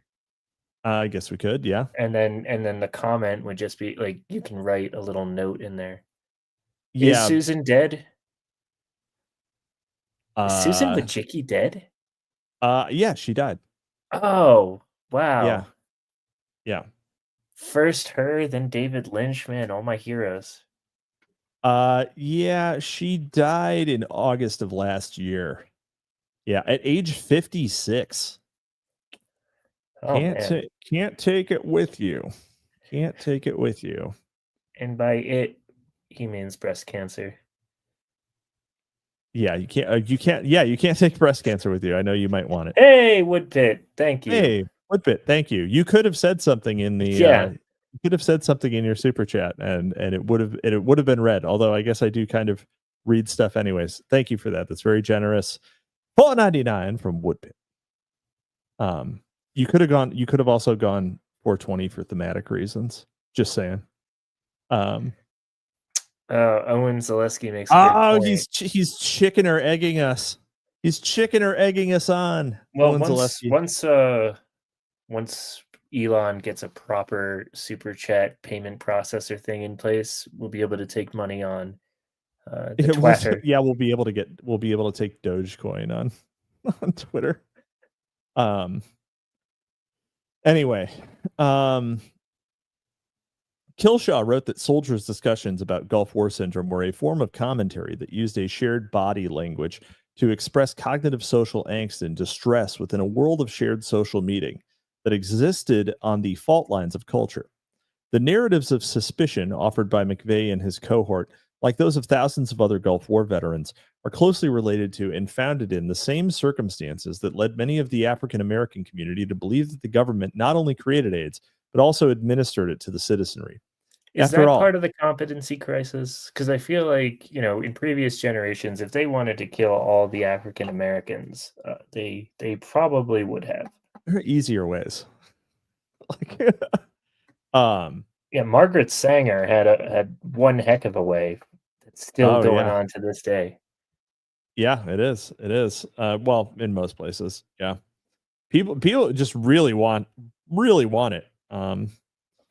It is women possible. Get all angry about. I don't know. It's just something about. Women are really racist. After all, many realized only that only later that the entire Gulf War itself had been a massive theatrical experiment in technology and genocidal greed.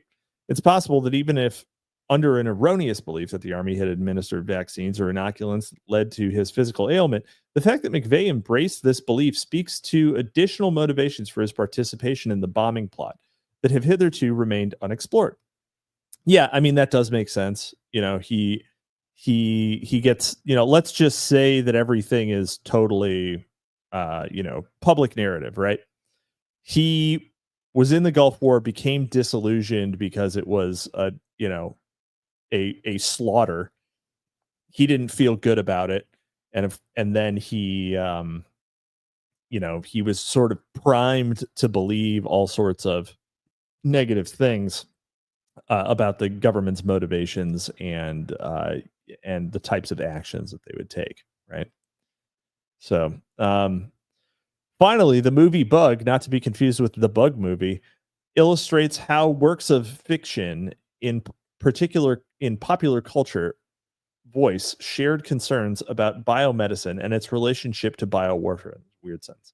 In Bug, as Peter slowly reveals details of his story, the audience learns that eventually he escaped the military hospital, where he and McVeigh had been kept as experimental test subjects. But since then, a plague of bugs continued to burrow under his skin. He explains that the U.S. Army first sprayed the bugs over Baghdad during the Gulf War and later tested them on him and McVeigh. The bugs bite him, feed off his blood, and leave marks all over his body. Peter convinces his friend Agnes that the bugs and bug bites are real and warns her, I don't know that I'm not carrying some contagion.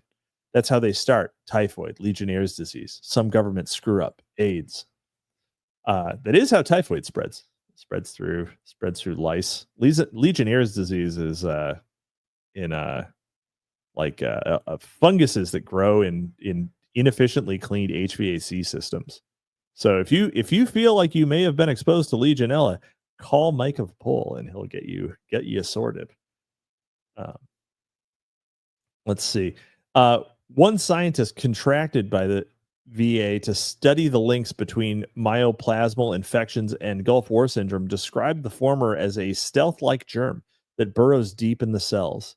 In addition to Haitian machetes, AIDS, malaria, and hepatitis, another insidious threat that reportedly plagued troops deployed to the Gulf region include leishmaniasis, a disease caused by snails that burrow under human skin and travel to the intestines. What the fuck? I have never heard of that. That is terrifying. No wonder those guys in the Middle East are all pissed off. Yeah, no kidding. Hey, can you jamie up some information on leishmaniasis? Leishmaniasis. Yeah. I will look. Yeah, it's the previous page. Yeah. It's in that paragraph. The last one on this page. It's in that paragraph. Leishmaniasis. Yeah, disease caused by snails that burrow under human skin and travel to the intestines. One informant in Killshaw's study described vaccines as prevention solution that goes in your bloodstream to help the immune system by creating a barrier for the germ or the bug. In Bug, Peter covers the walls of a motel room as well as everything in the room with tinfoil in order to prevent his bugs from emitting signals that would alert his handlers to his whereabouts. Killshaw also wrote about one of her informants, a Gulf War veteran who covered his walls. Good God. What? You read the you read the sentence that I read twice? No, I'm looking at pictures. Oh, of leishmaniasis? Yeah. Oh man, put him up. Put him up. Oh man, that's just nasty. This girl looks like Malala. Oh.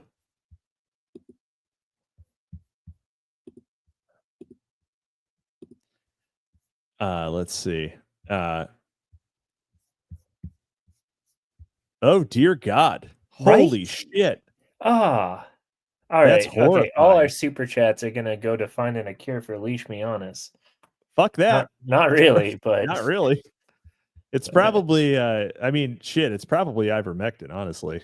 True. Yeah. It's like this miracle drug that for some reason. Well, no, it's an anti-parasitic. Like that's what it's on label use. It's an anti-parasitic. Yeah.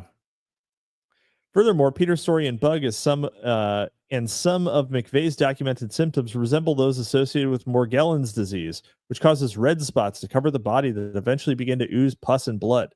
The cause of Morgellons, a disease many HIV and AIDS patients contract, is strands of bacterial fibers that, like Peter's bugs, burrows under the skin.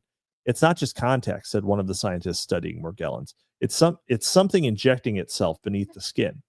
Like Gulf War syndrome, skeptics of Morgellons claim the only thing those diagnosed with it share is delusional parasitosis, the belief that bugs are crawling all over one's body. Morgellons actually is probably not real. Oh God, Ham, thank you. This episode has more bugs than a California bathhouse. Oh, so true. Hamilton. So true. Oh, Hamilton. Oh, Mr. Hamilton. Oh, Ham. You're such a ham. Thank you very much. Appreciate that. Yeah, the God, Morgellons is probably not real though. What is Morgellons? Explain to the folks at home. If you look up pictures of Morgellons, so people have like scabs and shit on their skin, and then you see these fibers protruding from it. But it looks like, and the theory is that what it actually is just people who have something that is causing something that's causing sores, which if you have HIV or AIDS, like you do get like small infections on your skin, like the regular type of shit you would get like uncommonly if you didn't have a depressed immune system. They look like little worms in your skin. And then except it's just like random fibers. It's like hair and like fibers from clothing and things like that just get stuck in the scabs. And so like when people go to doctors and have the fibers examined, the fibers are always like, well, this is cotton, or this is polyester, or this is wool. This is whatever you've been fucking wearing. This is from your goddamn car. This is your dog's hair. Right? No, actually, because I don't wear polyester, doctor. So go back. Yeah. Well, okay. All right. Very, very, very good. No microplastics for trans rights, Hudson. But no, totally red. I'm totally red, Hudson. It says it right there. For traditional fibers only, Hudson. But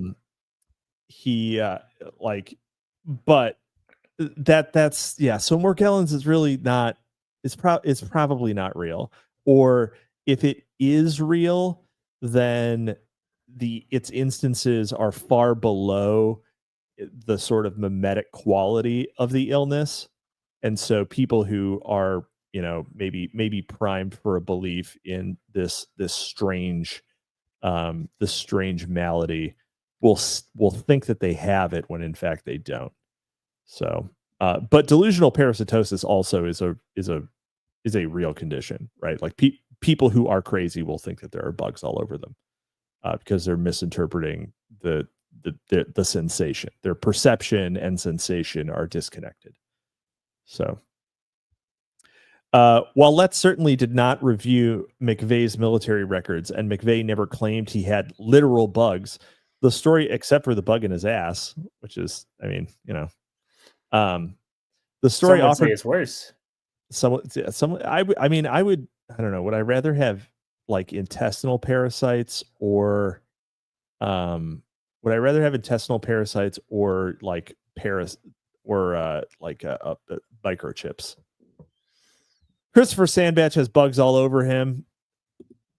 This is what happens. This is what happens when you kill David Lynch, Sandbach. This is what happens. You're infected with bugs. Come for you. The bugs come for you. Just like you remember Blue Velvet. Yeah. You remember the Beatles from the beginning of Blue Velvet? They're coming for you. They're coming for you because the Robin was the life. The Robin was the life of David Lynch. That was the representation of the life of David Lynch. And now that bird is dead, bugs everywhere. For those who don't know, now we just gotta get the galaxy gas. For those who don't know, Christopher Sandbach was our guest last night on Drive Time Movie Night. My guest with Mike and Paul. Hudson was not involved at all. That's why nobody watched it. But we watched what was it? We we watched Blue Velvet, David Lynch's great movie, and at the end of it, there is a famously shitty looking animatronic robin holding a beetle in its mouth. So that's what we're talking about. Anyhow, while Letts certainly did not review McVeigh's military records, and McVeigh never claimed he had literal bugs, the story offered by Peter is similar to those told by McVeigh about himself, those who knew him, and later within subcultural realms. Like McVeigh, Bug employs the language of suspicion and conspiracy to evoke collective but vague memories of a number of disturbing episodes in recent American history. Although Peter claims his handlers tried to set him up as John Doe number 2, he escaped.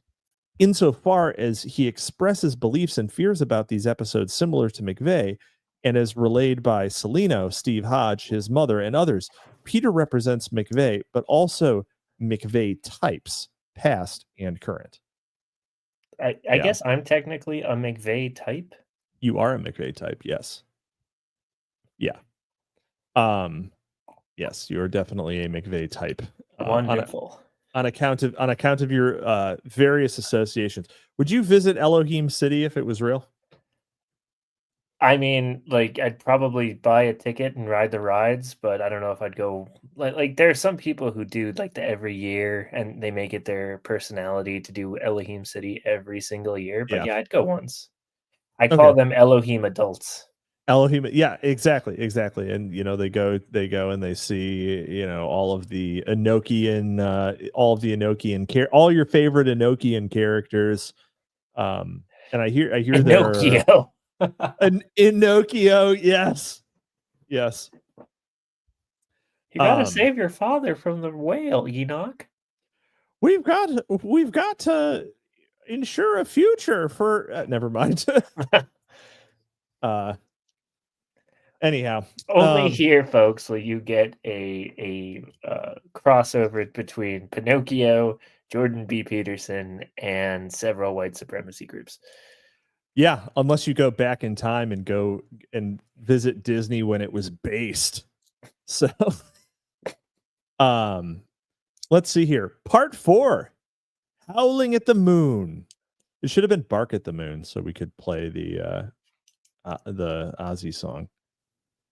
Behind the hieroglyphic streets, there would either be a transcendent meaning or only the earth, another mode of meaning behind the obvious or none, either Oedipa in the orbiting of a true paranoia or a real Trastero, for there either was some Trastero beyond the appearance of the legacy of America, or there was just America. And if there was just America, then it seemed the only way she could continue and manage to be at all relevant to it was as an alien, unfurrowed, assumed full circle into some paranoia. I don't think Thomas Pynchon was talking about an actual alien.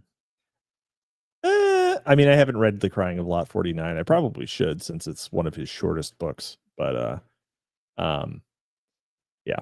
History as we know it is a lie. Dark Skies, 1996. Is Dark Skies the oh no, I'm thinking of Fire in the Sky. What is Dark Skies? I believe it's some sort of motion picture. Yeah, Fire in the Sky is the one about Fire in the Sky is the one about the that famous alien abduction. Which one? Basically guy walks out, thinks he's going to get probed. Like most of the stuff that you hear, this is like the one with all the greatest hits. I forget. It was a UFO conspiracy show. So I'm guessing it was like, yeah. So Fox had the X-Files. So NBC created Dark Skies. It ran for a season. Wow. Wendy with the deep cuts. She could have just quoted the X-Files. Close Encounters of the Buffalo kind. I get these messages from other planets. Buffalo roam. I'm apparently some kind of agent from another planet, but I haven't got my orders clearly decoded yet. William S. Burroughs to Jack Kerouac. The only way that I can hear the aliens is if I do a copious amount of smack. I get they give me one letter every time I fire a bullet at my wife. They give me one more letter. Yeah. Let's see. Since the end of World War II, works of popular science fiction have nurtured American imaginations with stories of flying saucers, UFOs, space travel, aliens, and mad scientists. Baby boomers and beyond grew up on tales of Nevada's mysterious Area 51, unexplained crashes of strange aircraft in the deserts of Roswell, New Mexico, advanced technologies, alien or otherwise, and living monstrosities created by science gone haywire. Fact check, Wendy. Boomers could not have grown up on tales about Area 51, considering we did not get any sort of Area 51 knowledge until Bob Lazar. Which was Fact. when? Like 1989 or something. Oh, there we go. It could be said that boomers have never grown up, and that would be checkmate on Hudson because oh no, I've been checkmated. He's been checkmated. Yes, your whole game is crumbling like a house of cards. Checkmate. Let's see. It's been a real home run for me. Touchdown.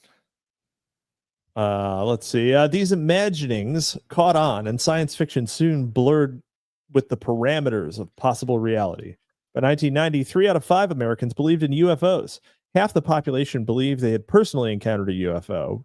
Between 27% and 50% thought the U.S. government was covering up knowledge about the existence of aliens, and 1 in 50 believed that at one time or another, they themselves had been abducted by aliens. I wonder how many believed that they were aliens, because that number is not 0. I'll pull that up. Yeah. Thank you for Well, because there that is the conspiracy. Well, not conspiracy. There's the theory that's going around that people are known as star seeds or star children. Yeah. Yep. They believe that they are, especially women. Bowie got around. Yeah. Especially women believe that they are being harvested for their eggs by gray aliens in order to create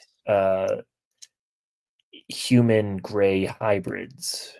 Right. And that some of them are running around on Earth as we speak. Yeah, I've definitely heard all of that them one. look like Anna Taylor-Joy. That's where the Nordics idea comes from, right? Like that's where the multiple species of aliens. So there are some that are trying to hybridize with humans, and those are the Nordics, and then there are some that are that are not, and then there are some that are just hostile. Yeah, my wife was really into that crap for like 2 years, and I'd already been through that phase when I was like 12 because I didn't have many friends growing up. So you were a rallying when you were 12? I was looking for A. Lamau's when I was 12. A. Lamau's. You should look up the rally-in logo, by the way.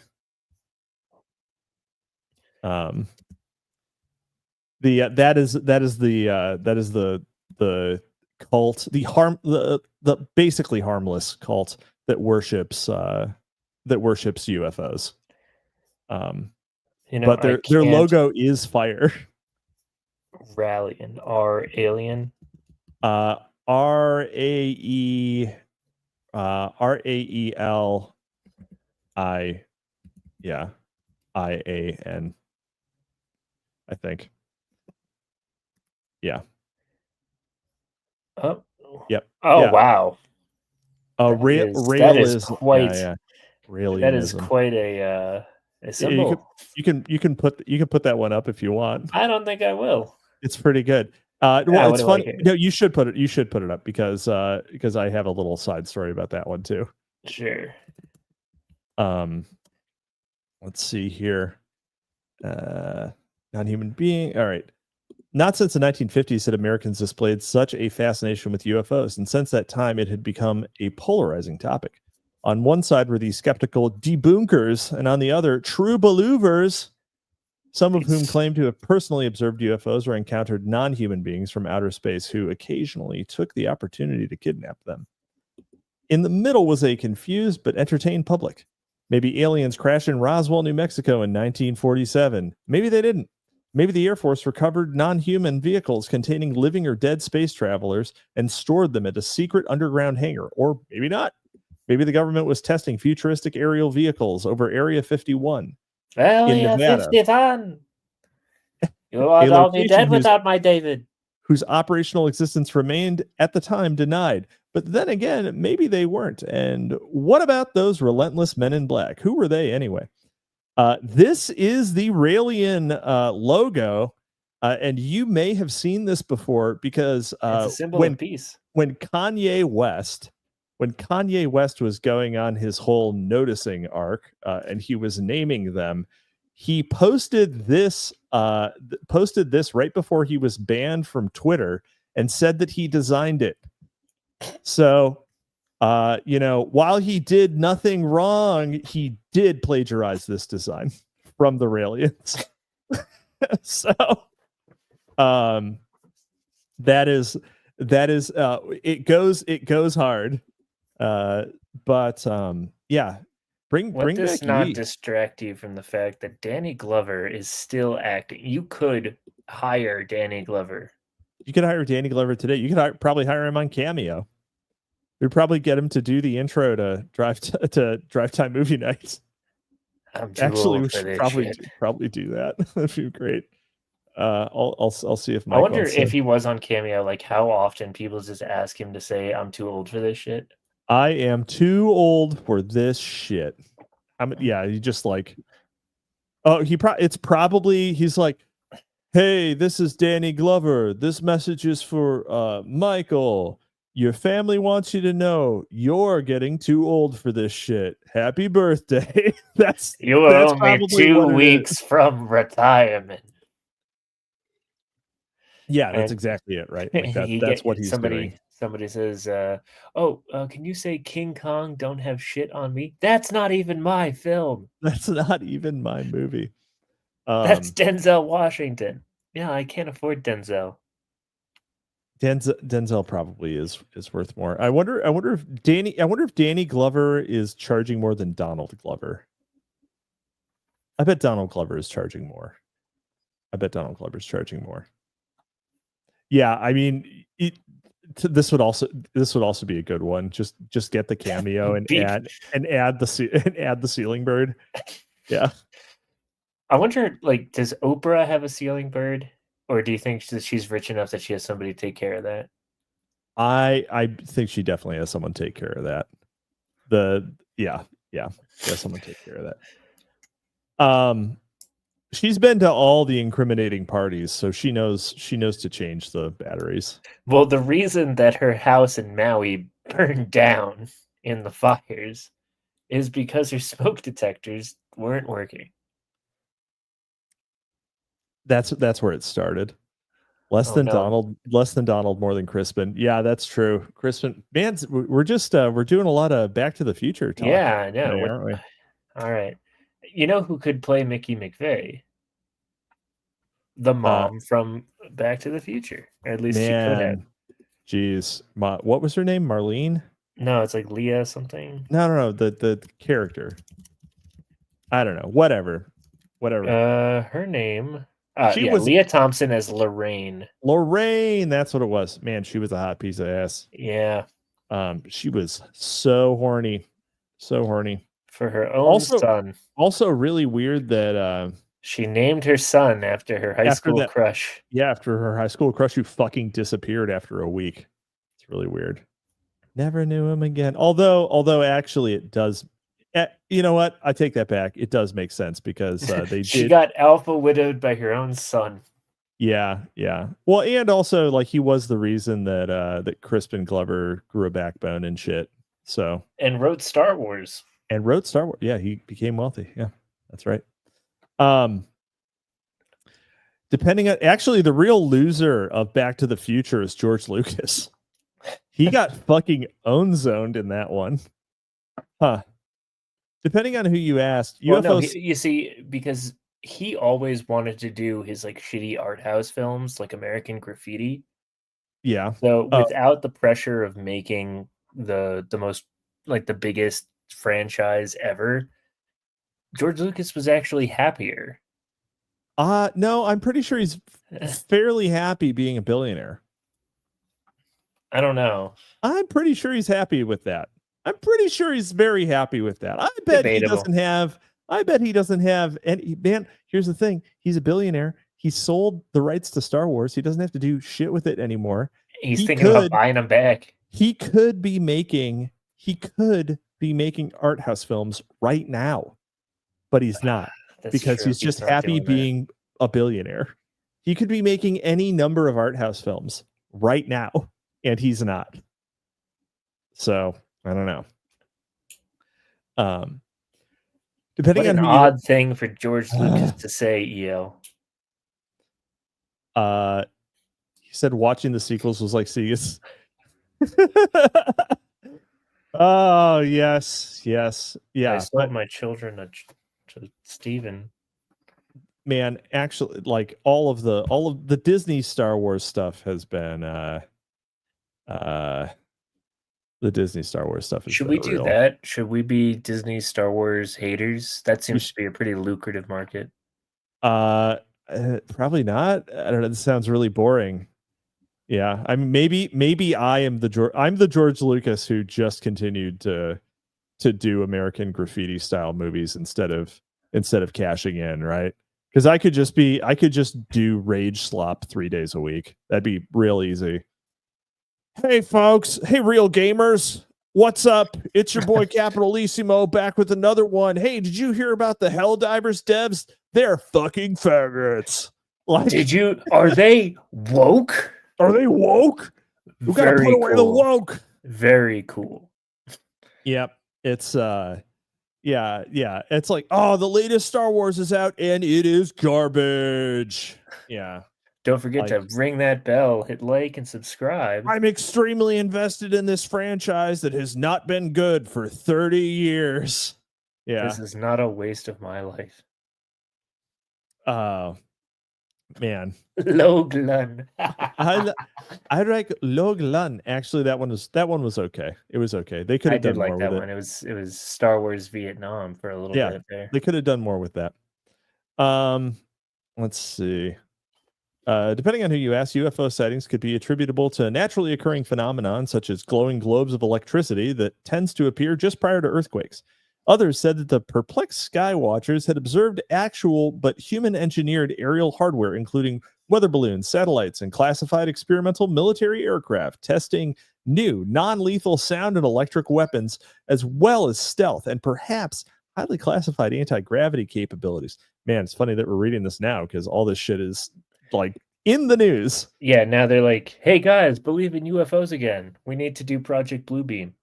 The skeptics agreed that the majority, if not all, sightings originated from the human imagination alone. Oh my God, it's the indomitable human spirit in the sky. If not fabrication, hoaxes, or practical jokes, then perhaps the sightings were caused by sleep paralysis or visions producing hypnagogic sleep conditions. For others, the sightings evidenced mass hysteria caused by apocalyptic anxieties, such as the dreaded Y2K rapidly approached. Psychic disturbances coinciding with political and economic upheavals, as theorized by Carl Jung in 1958. Have you ever had sleep paralysis? I have. It's horrifying. It's the worst. I've had it twice in my life. I saw an actual demon. Yes, so did I. Well, no, I felt a demon's presence, but I refused to turn over. I saw it. I saw it. So, yeah, the first time I had sleep paralysis, I refused to turn over. I was like, nope, if I stay right here, the demon can't get me. The second time, my girlfriend at the time, I was staying at her parents' house for some reason, and her dog, I thought, was dragging me through the hallways. Amazing. And it wasn't, though. No, it was her. She was dragging you through the hallways. Yes. It was her parents. Yeah. Get out of my house. They were gonna get out you. They were gonna crack open the Hudson brain and put Dad's brain over yours. Yeah. Let's see. The most ardent skeptics warn that those engaged in the obsessive quest for answers about UFOs were similar to a dangerous cult that threatened the sanity of growing numbers of people, and that the coddling of the phenomenon within the American popular culture and that by the entertainment industry only compounded matters. See, this is this is like, why do you even care? Like, who cares if there's a UFO cult? Like, I don't know. Like, do How they does really? this affect you personally? How does this affect you personally? Yeah. Yeah, the let Let's people enjoy things crowd always gets pissed off when people enjoy things they don't like vaccine skepticism or UFOs. right. Or, asking questions about why certain people haven't been charged for January 6th while others have. Or Certain people who were standing outside with a megaphone telling people. We did this last week. I or remember. marriage between a man and a woman. Yep. Yep. Who knows? Who knows? Although there are many fine people on both sides who I argue assume. against marriage between a man and a woman. Strangely enough. But We all won't right. get into the gripers. Yes. According to another emergent and newly articulated theory, individuals' memories of UFOs and abductions were, in fact, false memories implanted through hypnosis by well-meaning but overeager therapists with highly Bullshit. suggestible Okay. clients. All right. I have thoughts on this. Okay. Especially. So the reason that the Satanic Panic kicked off Because of the was Finders cults. well, not because of the Finders cult, but related. The McMartinville preschool incident. Right. A bunch of preschool children were saying that they were We have talked about this before on the show, but go off, King, just in case people need a refresher. In case the five of you listening don't remember my spurging about this, there were a bunch of children at McMartinville preschool. I think it's in California. Who were saying that their teachers were bringing them down into underground tunnels underneath the school, and they were being forced to do all sorts of, sacrifices. There was some weird sex stuff going on. It was horrible, right? All confirmed. At least the tunnels were confirmed, right? And there's a whole FBI file about it that I think was unredacted like a couple of years ago, along with a bunch of Finders Cult stuff. Anywho, no reason to look into that. One of the things Do that not research. Yeah. one of the things that the so-called debunking class used to debunk this was saying that therapists were able to implant false memories into these children in order to create a quote-unquote satanic panic across the United States. And this is the first crack in the evangelical right. They were a power base for at least, if not in name, like they were the silent majority for the longest time. They were the good old Midwestern Americans that just wanted to be left alone and wanted their God and their guns and their Bibles.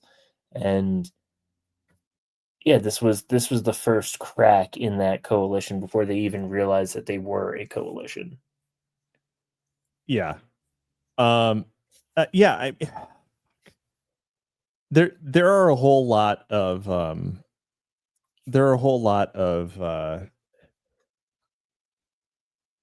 a things that were debunked that later were Unbunked.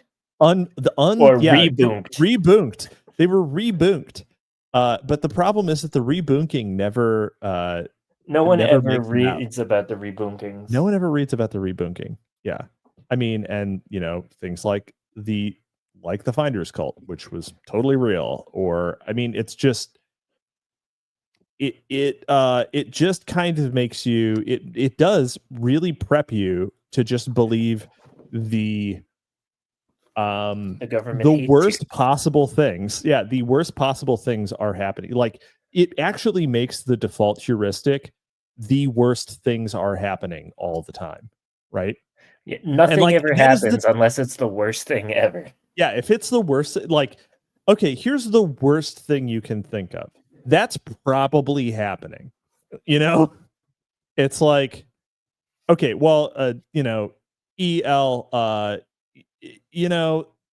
that is basically, that's basically confirmed. Don't they cover that in the biopic? I don't know. I haven't seen it. Good answer. Yeah. But just like he was assassinated at the same time. He was connected with the People's with Jim Jones's People's outfit. Temple. Yeah, with the People's Temple, and at the same time, the mayor of San Francisco, who was also assassinated in a similar way to Harvey Milk, but that's not part of the official narrative, even though it happened at the same time. They were deeply connected, and also connected to the People's Temple. It's yeah. I just started listening to Bartermaid's podcast on that, and I didn't even know he had one. Oh yeah, he's got it's like 6 hours. And he apparently listened to a bunch of Jim Jones tapes. Okay, sweet. I bet they're good. I mean, yeah, I bet they are good, right? Like they're probably good. Like he's probably a very good speaker. Yeah, I've got a short story in the works. It's gonna be this guy is writing a history of the People's Temple, so he listens to all the Jim Jones tapes only to like get convinced. Oh my god, yeah, he gets converted to the People's Temple. Exactly, and then he Kool-Aids himself at the end. Amazing. You should probably write that as a screenplay and send it to Passage, since they're apparently going to be able to. Who wants to have a celebratory drink with me? Yeah, exactly. Oh my god, Kool-Aid. Dude, the launch party has Kool-Aid. That'd be amazing. I would totally drink the Kool-Aid at the Jonestown movie launch party. Yeah. You could make that movie super inexpensively. Like it really doesn't have to. It's really just about, you just have to get a bunch of extras. That's about it. I mean, you don't even necessarily need to. You could use archival footage. No, yeah, that'd be, or at least maybe I'll talk to Katzman and make that a one act or like a play. You could literally do it with a projector and a table and a guy with a typewriter, right? Like you could set it up like a Spalding Gray monologue. That'd be great. I'm free associating. Oh, oh no, I'm drinking the Kool-Aid. Yeah. Yeah. See, I have good ideas, Cap. That is a good idea. Now let's see how you execute on it. Oh no! And if it's poor, I'll execute you. You'll have to drink the Kool-Aid. I'm gonna write that and I'm gonna put that in my collection coming out. The Search for More Money. The Search for More Money. When is that coming out? I thought that was coming out like at the end of last year. It's supposed to. I'm literally just waiting on cover art, and I'll probably write this story now. Cool. All right. Let's see. According to another, implanted through hypnosis while meeting. Worse, the government had engaged in massive misinformation and disinformation campaign to spread UFO mania to shield their activities. Hold on. I don't believe that I actually read that full paragraph. According to another emergent and newly articulated theory, individuals' memories of UFOs and abductions were in fact false memories implanted through hypnosis by well-meaning but overeager therapists with highly suggestible clients. Many UFO skeptics supported this theory, and it even found support among some conspiracy theorists who added their own twist. Those fortunate enough to undergo such an experience had unfortunately been the subjects of unwitting mind control experiments performed on hapless and unsuspecting individuals by factions of a secret government that inserted false memories of UFOs to cover other unthinkable ones. Worse, the government had engaged in a massive misinformation and disinformation campaign to spread UFO mania to shield their activities. The government wouldn't do that. You think misinformation is only for right-winger chuds? Oh, right. That's so true. Only misinformation is only information that is inconvenient to the regime. To answer your question, it's Shimmy's art. He also did all the covers for the Double Dealer magazine. Great artist, great follow, good friend. Yep, Shimmy's a good guy. We love Shimmy. Thus, the fracturing debate divided even the conspiracy theorists who, among themselves, disagreed about the meaning of the recent oddly populated skies. Some held an unshakable belief in extraterrestrial interstellar spacecraft. For them, a number of possible reasons existed for the recent rash of UFOs traveling to Earth from the farthest reaches of outer space. the exploitation of Earth's resources, along with the domination and enslavement of humankind, a malevolent or benevolent but rigorous study of humans whose methodology consisted of abducting and performing bizarre medical procedures, often involving the rape. implantation of tracking devices in human bodies, thereby allowing the curious alien scientists to monitor their subjects, delivering warnings about humankind's imminent destruction of the planet and themselves along with it, and or to help usher in peaceful and long-awaited new world order. Still, if you replaced aliens with shadow government, similarities between the basic narrative formulae of both versions become apparent. Either way, the government was covering up something, their own evil plots or the existence of extraterrestrial life. Yeah. The why are aliens here? It's not resources. It wouldn't be resources. There's no Ron Hubbard thought it was for gold. Yeah, well, lots of people have said, well, that's the whole Anunnaki explanation as well, right?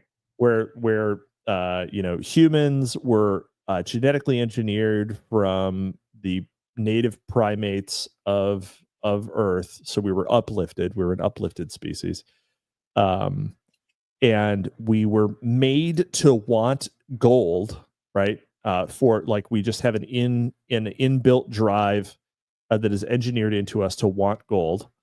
And the Anunnaki, which are interdimensional aliens, then set us loose, and they're just going to come back and take all our gold and wipe us out when they're done. Most affected. So, of course, the question is, if you can travel between dimensions and shit like that, why the fuck would you do the long, like, why would you just set a bunch of, monkeys loose on a planet to also, like, okay, I could understand. See, like, wouldn't it be easier to like find an entirely gold meteor that's just floating around? I don't know. Like, yeah, that wasn't that like a whole James Bond plot? What?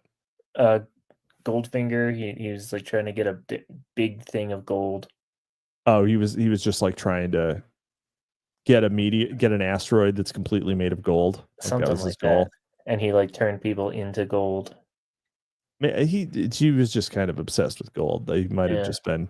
Oh, that's the one where they painted that chick and allegedly it killed her, right? Because her skin couldn't breathe. Man, that gave teenage Cap a little bit of a low key fetish for body paint on ladies. So I've grown out of it. I've grown. Cap, this is a show, not your weird diary. This is my weird diary. You didn't think that this is literally my diary, Desu?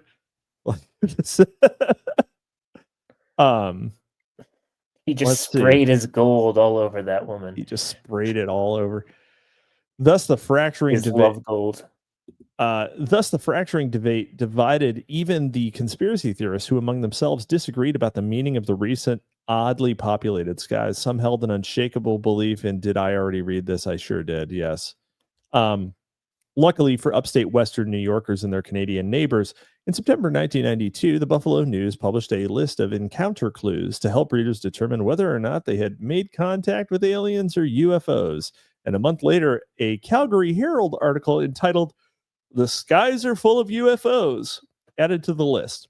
Indicators included observations of strange lights in the sky, followed by amnesia or missing time, unexplained bodily scarring, nosebleeds, and pregnancies, as well as recurring and vivid dreams of flying saucers or medical examinations, an overwhelming fear of the dark or being outside alone. Dude, the dark sucks. Why would anyone not be afraid of the dark? The dark rules. Dude, fuck the dark. I am the most dangerous thing in the dark. The dark is my cloak. I am the night. Let's see. Overwhelming the fear of the dark or being outside alone. Feelings of being watched and sensing sentient yet unseen presences. If this sounded familiar to anyone, groups of believers, skeptics, and the expert guest speakers hosted by both met regularly in the Buffalo, Niagara, Ontario region. Hudson, you going to make a drive? You gonna head on over there? Yeah, we'll do a road trip. We'll do a road trip. We'll do Library of Mass Destruction live. Meanwhile, Gabe is talking about children's cartoons that gave him his first semi. On Teen Titans. Okay. Wow. She was 17 years old, you sick bastard. She was 17 years old and you were 12, you sick bastard.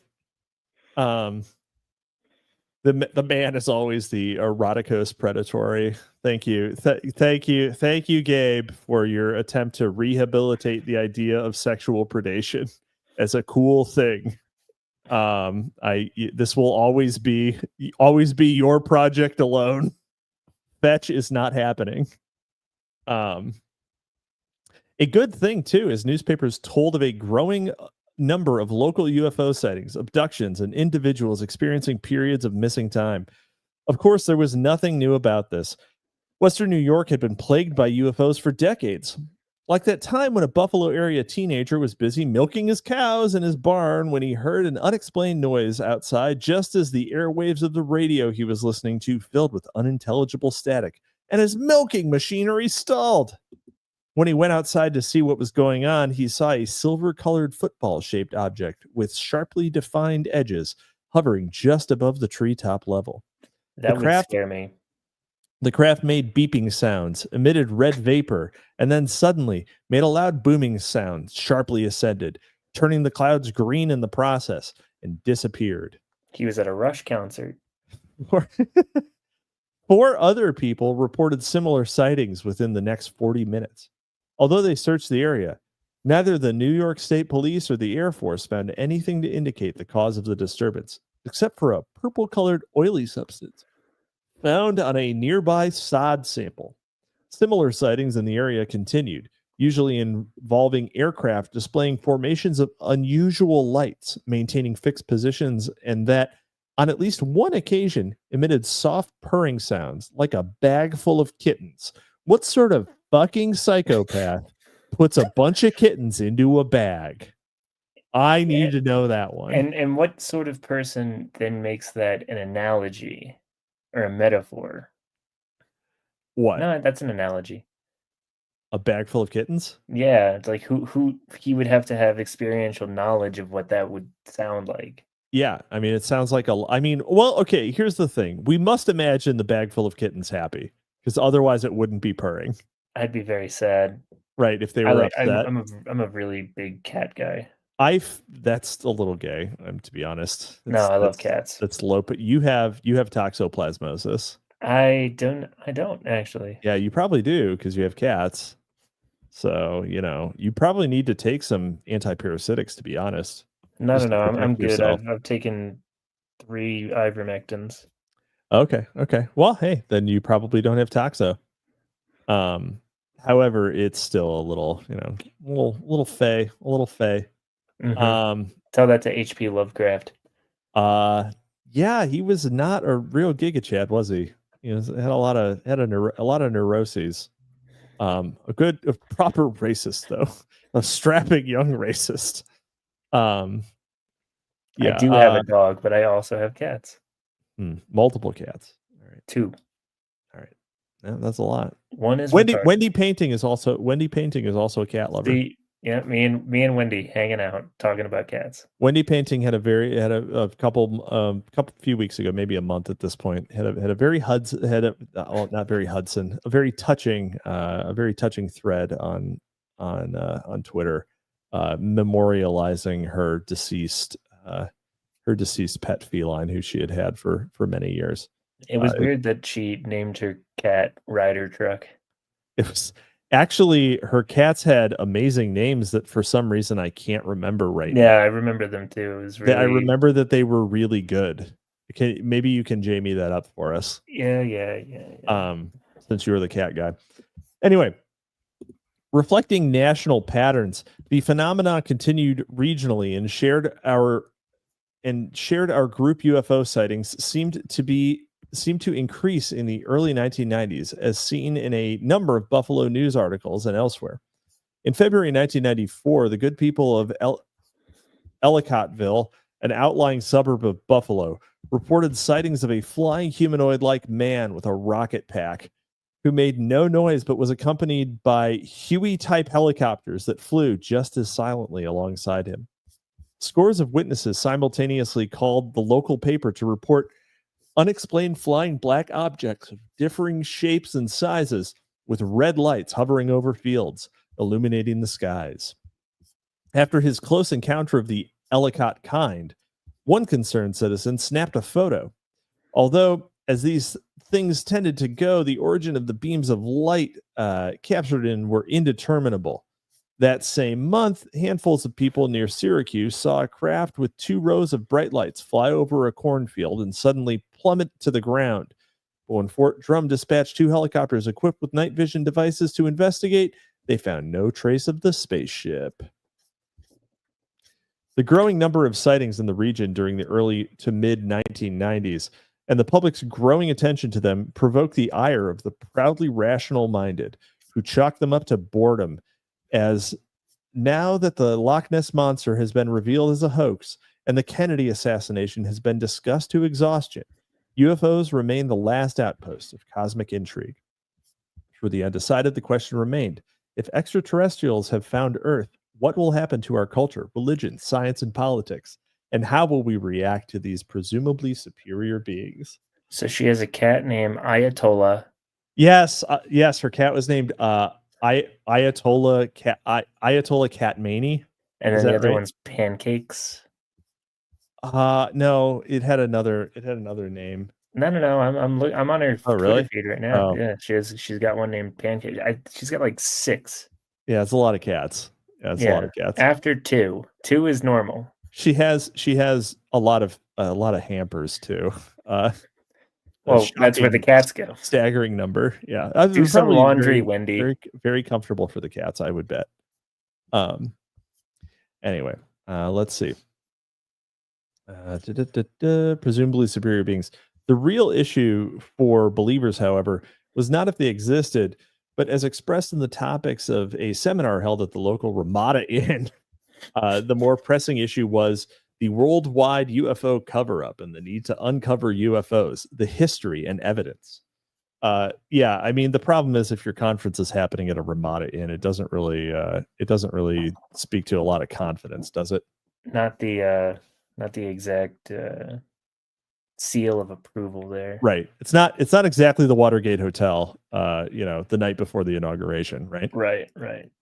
Owen, I did answer your question. Wait, what was the question? I think it was about the artist. Let's see. Oh, wait. Oh, no, I didn't see that. No. Owen Zaleski, T.R. Hudson, important urgent question. Do you closely associate Double Dealer's symbol of 2 monkeys with yourself? Oh, no. Dude, you're gonna get a fucking goon. Yes, I do. I am one of the 2 monkeys. The other one being Tom Edgemon, also yes. AKA JL Mackey. Friend of the show. Yep. Gotcha. Sorry about that, Owen. Let's see. A growing, public growing, more neutral commenters like Jody Dean, writing in the late 1990s, felt the prevalence of such beliefs provided an especially revealing window to examine current American paranoia and distrust, and thought stories about UFOs and space exploration allowed for an interrogation of the link between American technology and American identity. Concerns about UFOs and their alien occupants were reflected in fictional works as well, in which the villains not only acted as symbolic stand-ins for Cold War communist others, but also mirrored the actual activities and aspirations of the U.S. defense industry. So it's it's funny, like they're symbolic, so they're standing in for both the commies and but the things that they're actually doing are things that the Defense Department is doing and wants to do, right? Like they want stealth technology, they want silent ships, right? It's sort of like, and we haven't mentioned this yet, but the New Jersey drones. Remember the New Jersey drones? You know how we stopped talking about New Jersey drones? Yeah, well, I mean, that was easy for people because nobody wants to talk about New Jersey. So true. So true. Always dunk on New Jersey. That's the one thing that millennials, Gen X, Zoomers, and Boomers all have in common. Dunk on New Jersey. Yeah, the Gen Alphas, they love New Jersey. They those little fucking pussies like in New Jersey. I mean, oh, I don't think I announced on the channel that that Mrs. Hudson is expecting, and congratulations. Thank Mazel you. tov. Thank you. Yes, I will say that I am disheartened to learn that my kid will be a beta. Really, the beta generation? Have they already decided that the cutoff has happened? Yes. That doesn't make any sense why that would occur. To be honest, it doesn't seem like the Gen Alpha is large enough yet. No, apparently, yeah. Now we're already on to beta. It's accelerating. So, I realize that since you're bringing this up now, I will say yes in advance. You can name your son or daughter after me. All right, I just need you to tell me what your real name is. Capitalisimo or Capitalissima, either is fine. They would sound Capitalissima Hudson for your daughter would be wonderful. I'm sure it would be great. You could call her Lizzie, right? It'd be great. I will add it to the list. Or Ema maybe. Emo. Lima. This is my son Ligma. Call her Sema. This is my son. Middle name Balls. Ligma Balls. That would be giving your son such a gift. It's that is the opposite of a boy named Sue. Someone who is named a boy who is named Ligma with the middle name Balls is just apparently living a charmed life. There are apparently at least 20 people named Ligma. What? Yes. There are. Mean? So Ligma is a last name for people in Poland. Oh no. So there are 20 Polish people with the last name Ligma right now. Wait, isn't Bowles like Uwe Boll? But isn't Bowles also a first name? Bowles, so there's Ligma. Potentially a Bowles Ligma? And if he goes to the DMV, Ligma, Mr. Ligma Bowles. Oh God. Well, I hope that guy emigrates to an English speaking country so that he gets to Ligma. Yes. Our resident ski is excited that Poland was mentioned. A great may your navy stay afloat, sir, and may your mission to the sun be done at night. Great respecters of double-headed eagles, the Polish. All right. Yeah, I mean, yes, you are right. There are definitely ladies in India named Vidya. They love their Vidya. That's it's really funny that Jeet men are not better gamers because they could literally marry their Vidya. So what you could do is if somebody with the last name Ligma marries a lady named Bowles, her name could be Ligma Bowles. Yeah, that's how to avoid the hyphenation if you've got a girl boss lady, right? It's like, sorry, honey. You really want to be Ligma sorry, Bowles? Honey, you really want to be Ligma Bowles? I mean, I don't know. Maybe she's I'll just down keep my and that's last really name. cool. Thank you. Yeah.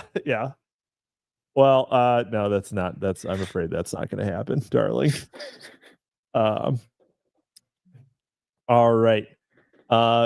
Buffalo's Area 51. Far to the east, down in the pink sky, something has just sparked very brightly. A new star, nothing less noticeable. It's a vapor trail, already a finger's width higher now, but not from an airplane. Airplanes are not launched vertically. This is new and still most secret German rocket bomb. Already the rocket, gone pure ballistic, has risen higher, but invisible now. The missile 60 miles high must be coming up on the peak of its trajectory by now, beginning its fall now. He won't hear the thing come in. It travels faster than the speed of sound. The first news you get of it is the blast. Thomas Pynchon, Gravity's Rainbow, one of the great meme trilogy, published in 1973. You An know, when you think incredibly about expensive first edition. when you think about it, the arc of a rocket is kind of like a rainbow. Yes. Yes, it is. Uh, Yep. Thank you for pointing that out. it's beautiful that way. Thomas Pynchon, Respecter Hudson. It's also an allegory for orgasms or something. Something like that. Yeah, I also haven't read Gravity's Rainbow, actually. I've read Mason Dixon. I've read his short story collection, Inherent Vice, and fuck, I feel like there was another one. V, I don't know, but no, I haven't read V, actually. Against the Day. I've read Vineland. That's what I've read. The other V. The other one that starts with a V, yeah. What are you, EL? Are you asking me what a vertical takeoff and landing is? VTOL. But all right. In 1992, McVeigh was transferred upon his request from his desk job in the Burns office to an armed night watchman position at Calspan, a local aerospace research and development center. There he met Carl LeBron, another guard with whom he discussed all manner of strange topics. LeBron said he and McVeigh shared a mutual interest in conspiracy theories. Although LeBron was the goober who tried to record McVeigh. Recorded him on the one day he didn't spurg off about anything. Right, exactly. UFOs, strip clubs, and the usual political type stuff. And while he found McVeigh's conspiracy theories more radical than the ones he was willing to consider, McVeigh was still into UFOs, and both men occasionally brought in UFO magazines to discuss. In fact, McVeigh hit the conspiracy theory jackpot upon his transfer to Calspan. As fate would have it, McVeigh and LeBron guarded a facility whose yearly multi-million-dollar defense contracts helped generate the very flying saucer lore they discussed there. The fascinating history of Calspan takes place in the context of Cold War era fears and hopes that today have evolved into the realization of technologies and practices previously considered science fiction fantasy. Speaking of UFO books, I just got a book that was recently released end of last year. It is the biography of Charles Fort and the history of the Fortean Society. Oh, interesting. Have not cracked it, but there was an episode of the Hermetics podcast that they interviewed the author of it. Is that a good podcast? Hermetics? Yeah. Hermetics is good. It's staggeringly dry, unbelievably dry. But so like if there's a topic that I'm not particularly interested in, I it's a skip for me. Sorry, all respect. But when there's a topic that I'm interested in, it's always a win. It's always a big win. I think that Book Club from Hell had the host of Hermetics on recently. So is that with an X? Yeah, Hermetics. Yeah, with an X. They're pretty big, actually. They're fairly well established, but they're in sphere. I think the host is, if I'm not mistaken, is James DeLee. Oh wow, their last episode was on Suttree. That's interesting. I believe it. Yeah, I believe it is James DeLee. Let's see, Hermetics. And they did a review of Jesus Son. Nice. Yeah, I mean there's if you go to their Twitter, you'll see a lot of our guys are follow them. So Oh, maybe I'll get them on Cannon Fodder. yeah, it'd probably be a great guest actually. But big readers, obviously. So yeah, but I just picked that up, and Charles Fort is basically the guy who started 40 in Times, right? well, he started 40 in Times, but also he basically is the guy who started parapsychology, quote unquote. Like we wouldn't have cryptozoology and ESP and all of that. None of this stuff would be it wouldn't be presented in the way that it is without Charles Fort. And so people in our with our proclivities and interests owe a lot to him. So I will be interested to read this. You should also, everyone should read Charles Fort's books, because you can get the collected books of Charles Fort like in a single volume, and it's still very readable. He had a very fun style. I wonder if they have something similar for like John Keel. John Keel's great. I mean, John Keel's great. For those who don't know, John Keel wrote the Mothman Prophecies. He also wrote one that sort of expanded the MIB mythos. He basically introduced the modern concept of the Men in Black. He created the tulpa, and then yeah, exactly. He introduced the concept of the Men in Black as something other than just like government agents, right? So yeah, the Men in Black are arguably paranormal in their own right in the writings of John Keel. And if you really get into the whole paranormal into the whole paranormal scene stuff, you'll end up hitting stories where it's not just a spook, it's not just some glowy, it's something else going on. So but I haven't seen the collected works of John Keel. John Keel's one that you can actually get the first editions for not too much. Charles Fort's first editions, all of them are slim volumes, and they're all like $1,200 minimum, which isn't like a lot considering they're 100-year-old books. But it's not. You gotta be really into it, right, in order to buy that. So.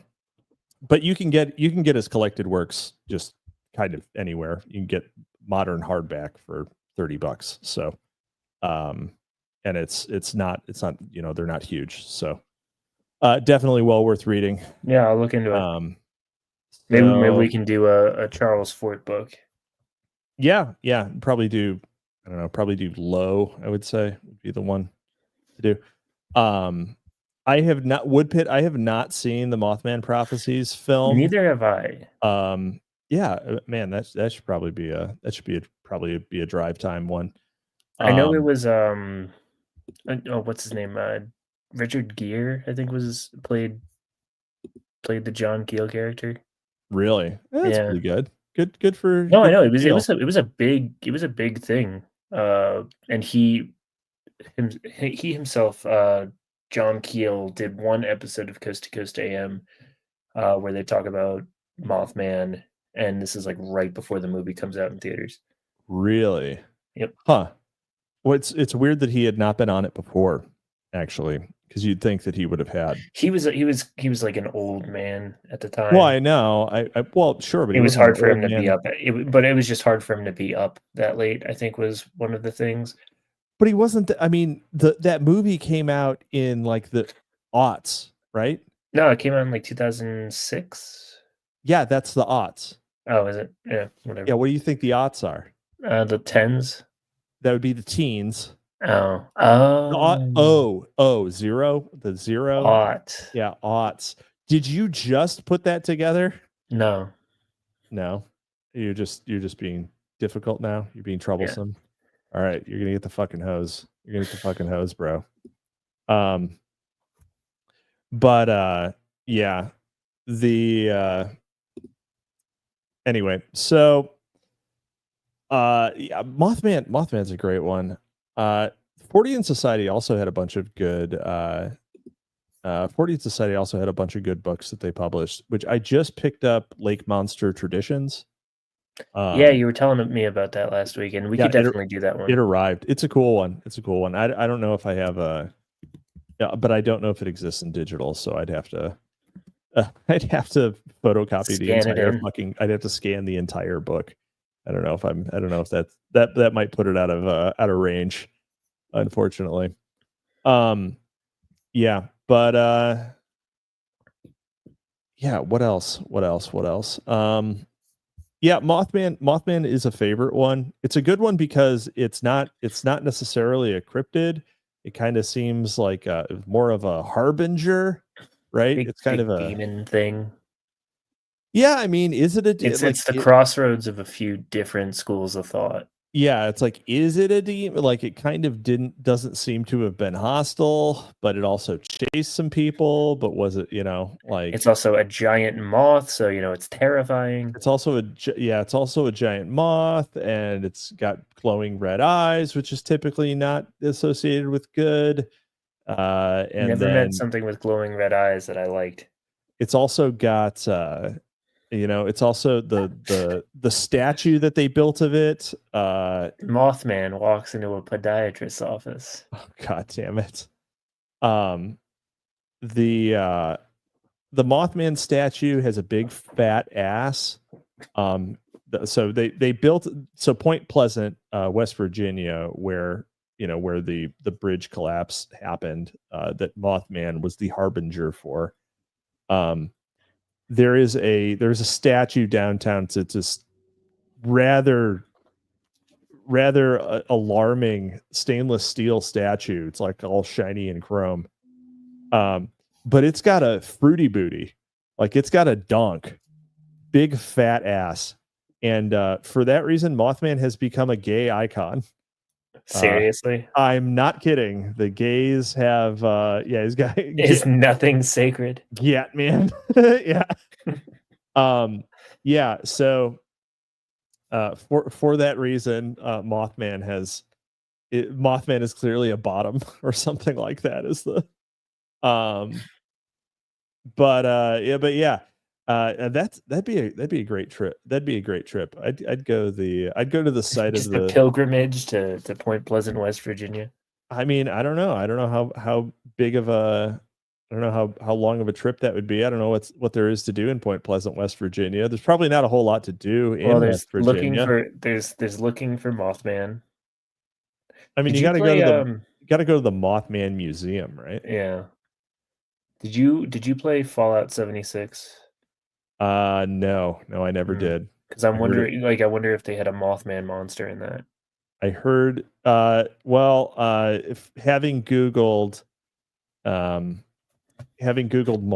I see that there is in fact a Fallout 76 Mothman statue item that you can buy for $270 on eBay. So it seems like official merch. Oh, great. Well, also, as long as Todd Howard gets his money. Yeah.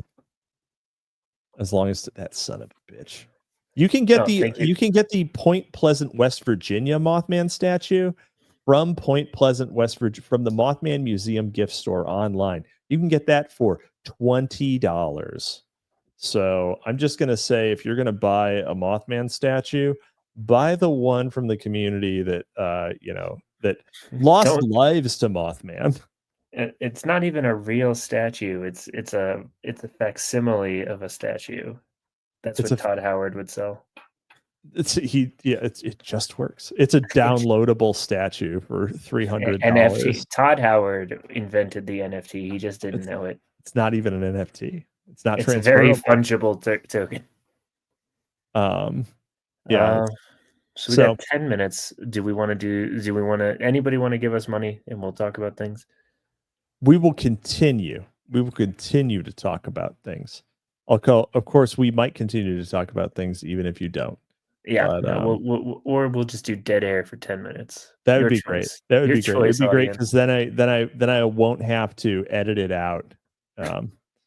But anyway, so we'll wrap, and let's see here.